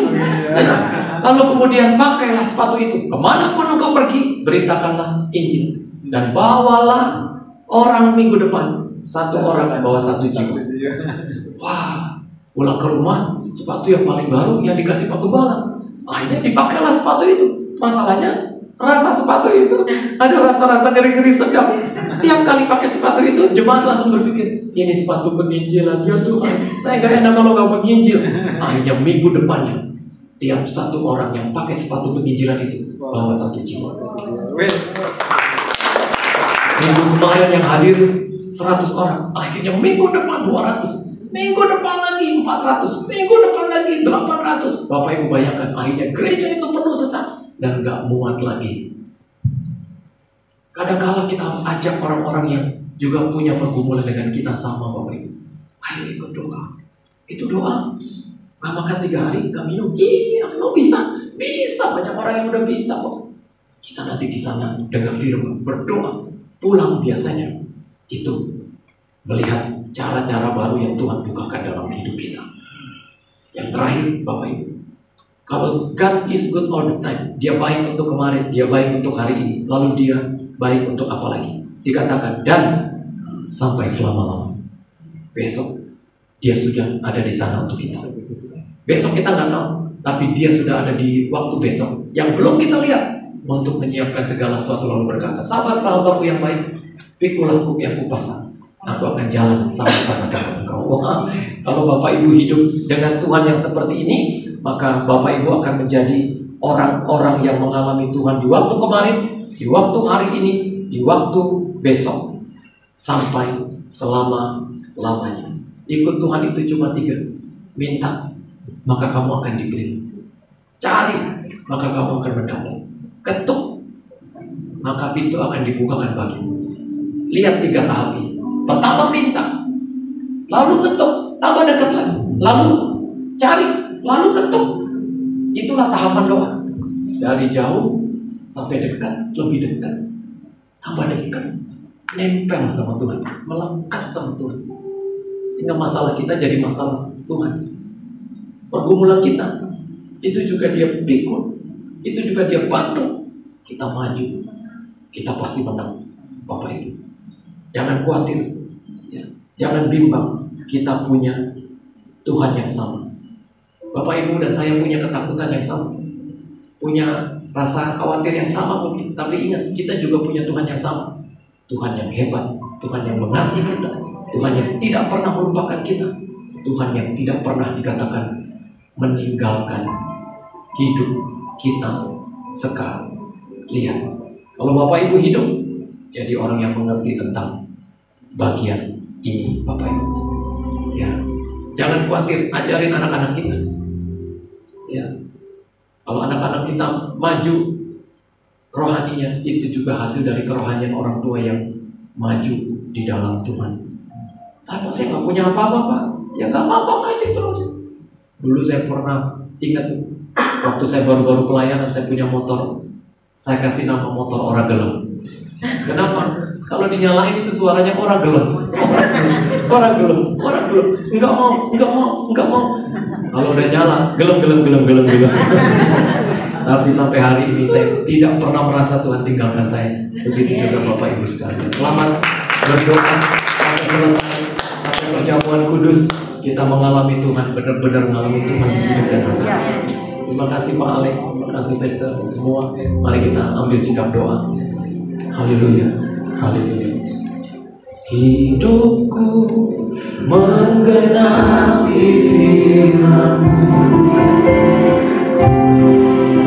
Padamu sisa naik tiap langkahku. Kau bersamaku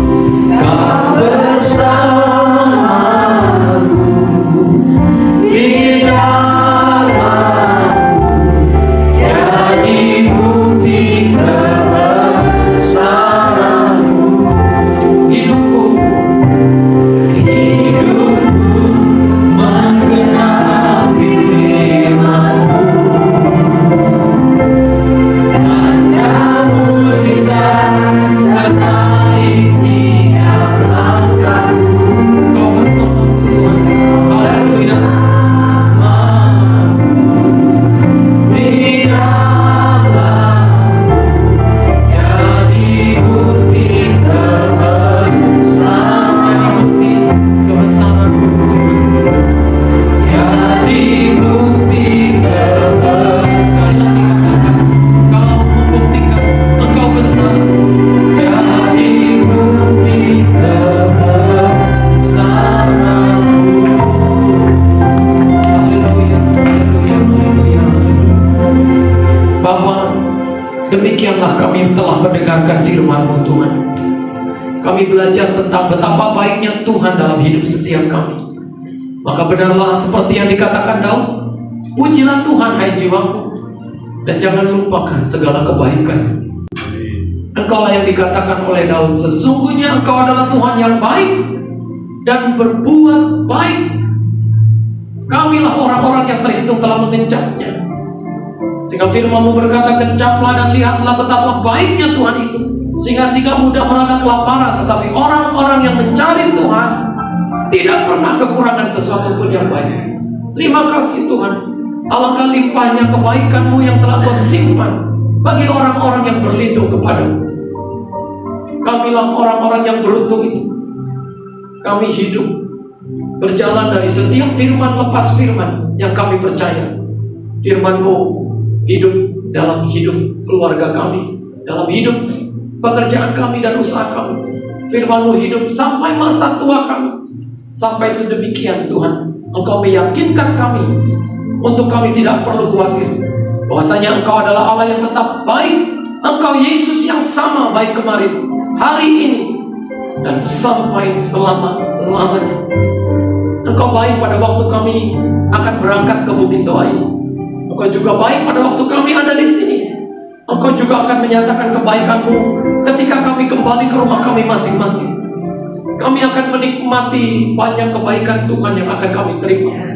Kami akan melihat anak-anak kami berjalan dalam kebaikan Tuhan lepas kebaikan Tuhan. Hidup mereka diberkati. Menantu kami, cucu-cucu kami, suami dan istri kami, kakak beradik kami, Engkau tidak lewatkan satu orang pun di antara mereka. Kami terhitung mengalami kebaikan Tuhan dalam hidup kami semua. Terima kasih Tuhan. Berkati Bapak Gembala kami, Senior Pastor Konrad Supir, bersama dengan semua penggembalaannya, jemaat-Mu yang besar, dan seluruh kegerakan pelayanan.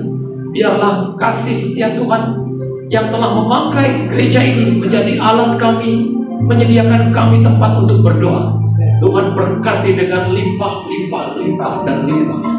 Dan kami berdoa juga untuk Pak Alek dan semua hamba Tuhan koordinator di sini. Bapak, jangan lewatkan satu orang pun di antara mereka. Dukung dan buatlah roh mereka terus menyala-nyala dan terus melayani Tuhan. Hidup mereka ada dalam tangan-Mu, pekerjaan mereka dan seluruh kegiatan dan langkah-langkah hidup mereka tidak ada yang dilewatkan oleh Tuhan. Semua penata layanan, MC, singer, pemain musik, semua pendoa dan pemimpin-pemimpin doa, orang-orang yang terlibat dalam kebangunan doa puasa Ester ini, Tuhan berkati mereka satu persatu. Kami doakan Ibu Sherly yang sedang sakit, Tuhan kami memberkati. Dari tempat ini kami melepaskan doa kesembuhan dalam nama Tuhan Yesus Kristus. Kesembuhan dinyatakan oleh Tuhan, dan kami akan bertemu kembali dalam saat-saat indah. Kami bersama-sama dalam doa dan puasa Ester ini. Sesungguhnya yang awan Tuhan ada di atas tempat ini, yang akan menjelaskan kepada kami ada banyak kasih karunia di bukit doa ini, ada banyak anugerah di bukit doa ini, ada banyak curahan berkat dan kuasa Tuhan. Dan hamba-hambamu yang melayani dari awal pertengahan hingga akhirnya, semuanya diberkati dan diberkati. Ini doa kami Tuhan. Kami percaya bahwa Engkau Tuhan yang sudah memimpin kami dari season tiap season, dan Engkau akan memberkati kami. Mari kita berdiri bersama-sama Bapak Ibu sekalian. Arahkanlah hatimu dan angkatlah kedua tanganmu. Sesungguhnya surga menaruh perhatian ke tempat ini. Tuhan sedang menghadapkan wajahnya kepadamu. Tuhan melihat segala kesulitan, pergumulan, dan apapun yang sedang kau alami. Dan Dia bergegas untuk menghampirimu dan mendapatkan engkau. Sehingga terimalah berkat Tuhan bagi kita sekalian, orang-orang yang setia. Diberkatilah engkau dimanapun engkau berada. Diberkatilah waktu-waktu doa. Amin. Yes. Dan diberkatilah keluargamu, pekerjaanmu, usahamu, apapun yang kau lakukan. Kau jadi orang-orang yang banyak mengalami keberkatan Tuhan. Terima semua kesehatan yang terbaik. Terima semua keberhasilan yang maksimal. Terima semua pemenuhan atas segala kebutuhan-kebutuhanmu. Terima atas semua masa depan yang terbaik yang Tuhan sudah sediakan. Bagi keluarga kita, bagi anak-anak kita, bagi menantu-menantu kita, cucu-cucu kita, kakak beradik kita, saudara-saudara kita, orang tua kita, dan siapapun orang terdekatmu, mereka akan mengalami banyak keberkatan dalam hidup dan keluarga kita masing-masing. Terima semua berkat Tuhan ini di dalam kasih Allah Bapa, dalam anugerah Tuhan Yesus Kristus, dan kuasa penyertaan Roh Kudus mulai hari ini, esok dan kekal sampai selama-lamanya. Mari semua kita yang percaya sama-sama kita katakan amin. Berikan tepuk tangan yang meriah. Haleluya. Shalom. Puji Tuhan, terima kasih karena sudah selesai. Dan kalau Bapak Ibu Saudara mau share di tempat ini, ya nggak apa-apa. Dan kita akan kembali sebentar jam 6 sore. Tuhan Yesus memberkati. Oh ya, mau potret dulu. Buat update status. Potret. Jadi di depan. Biasa update status. Oke. Jangan lupa ambil waktu istirahat yang banyak biar sebentar ibadahnya enak.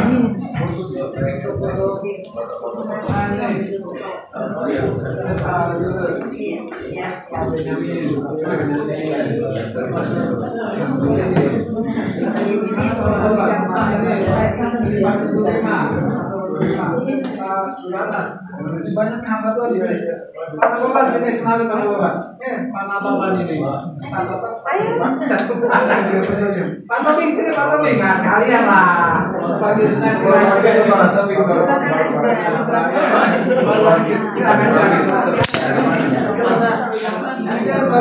Silakan.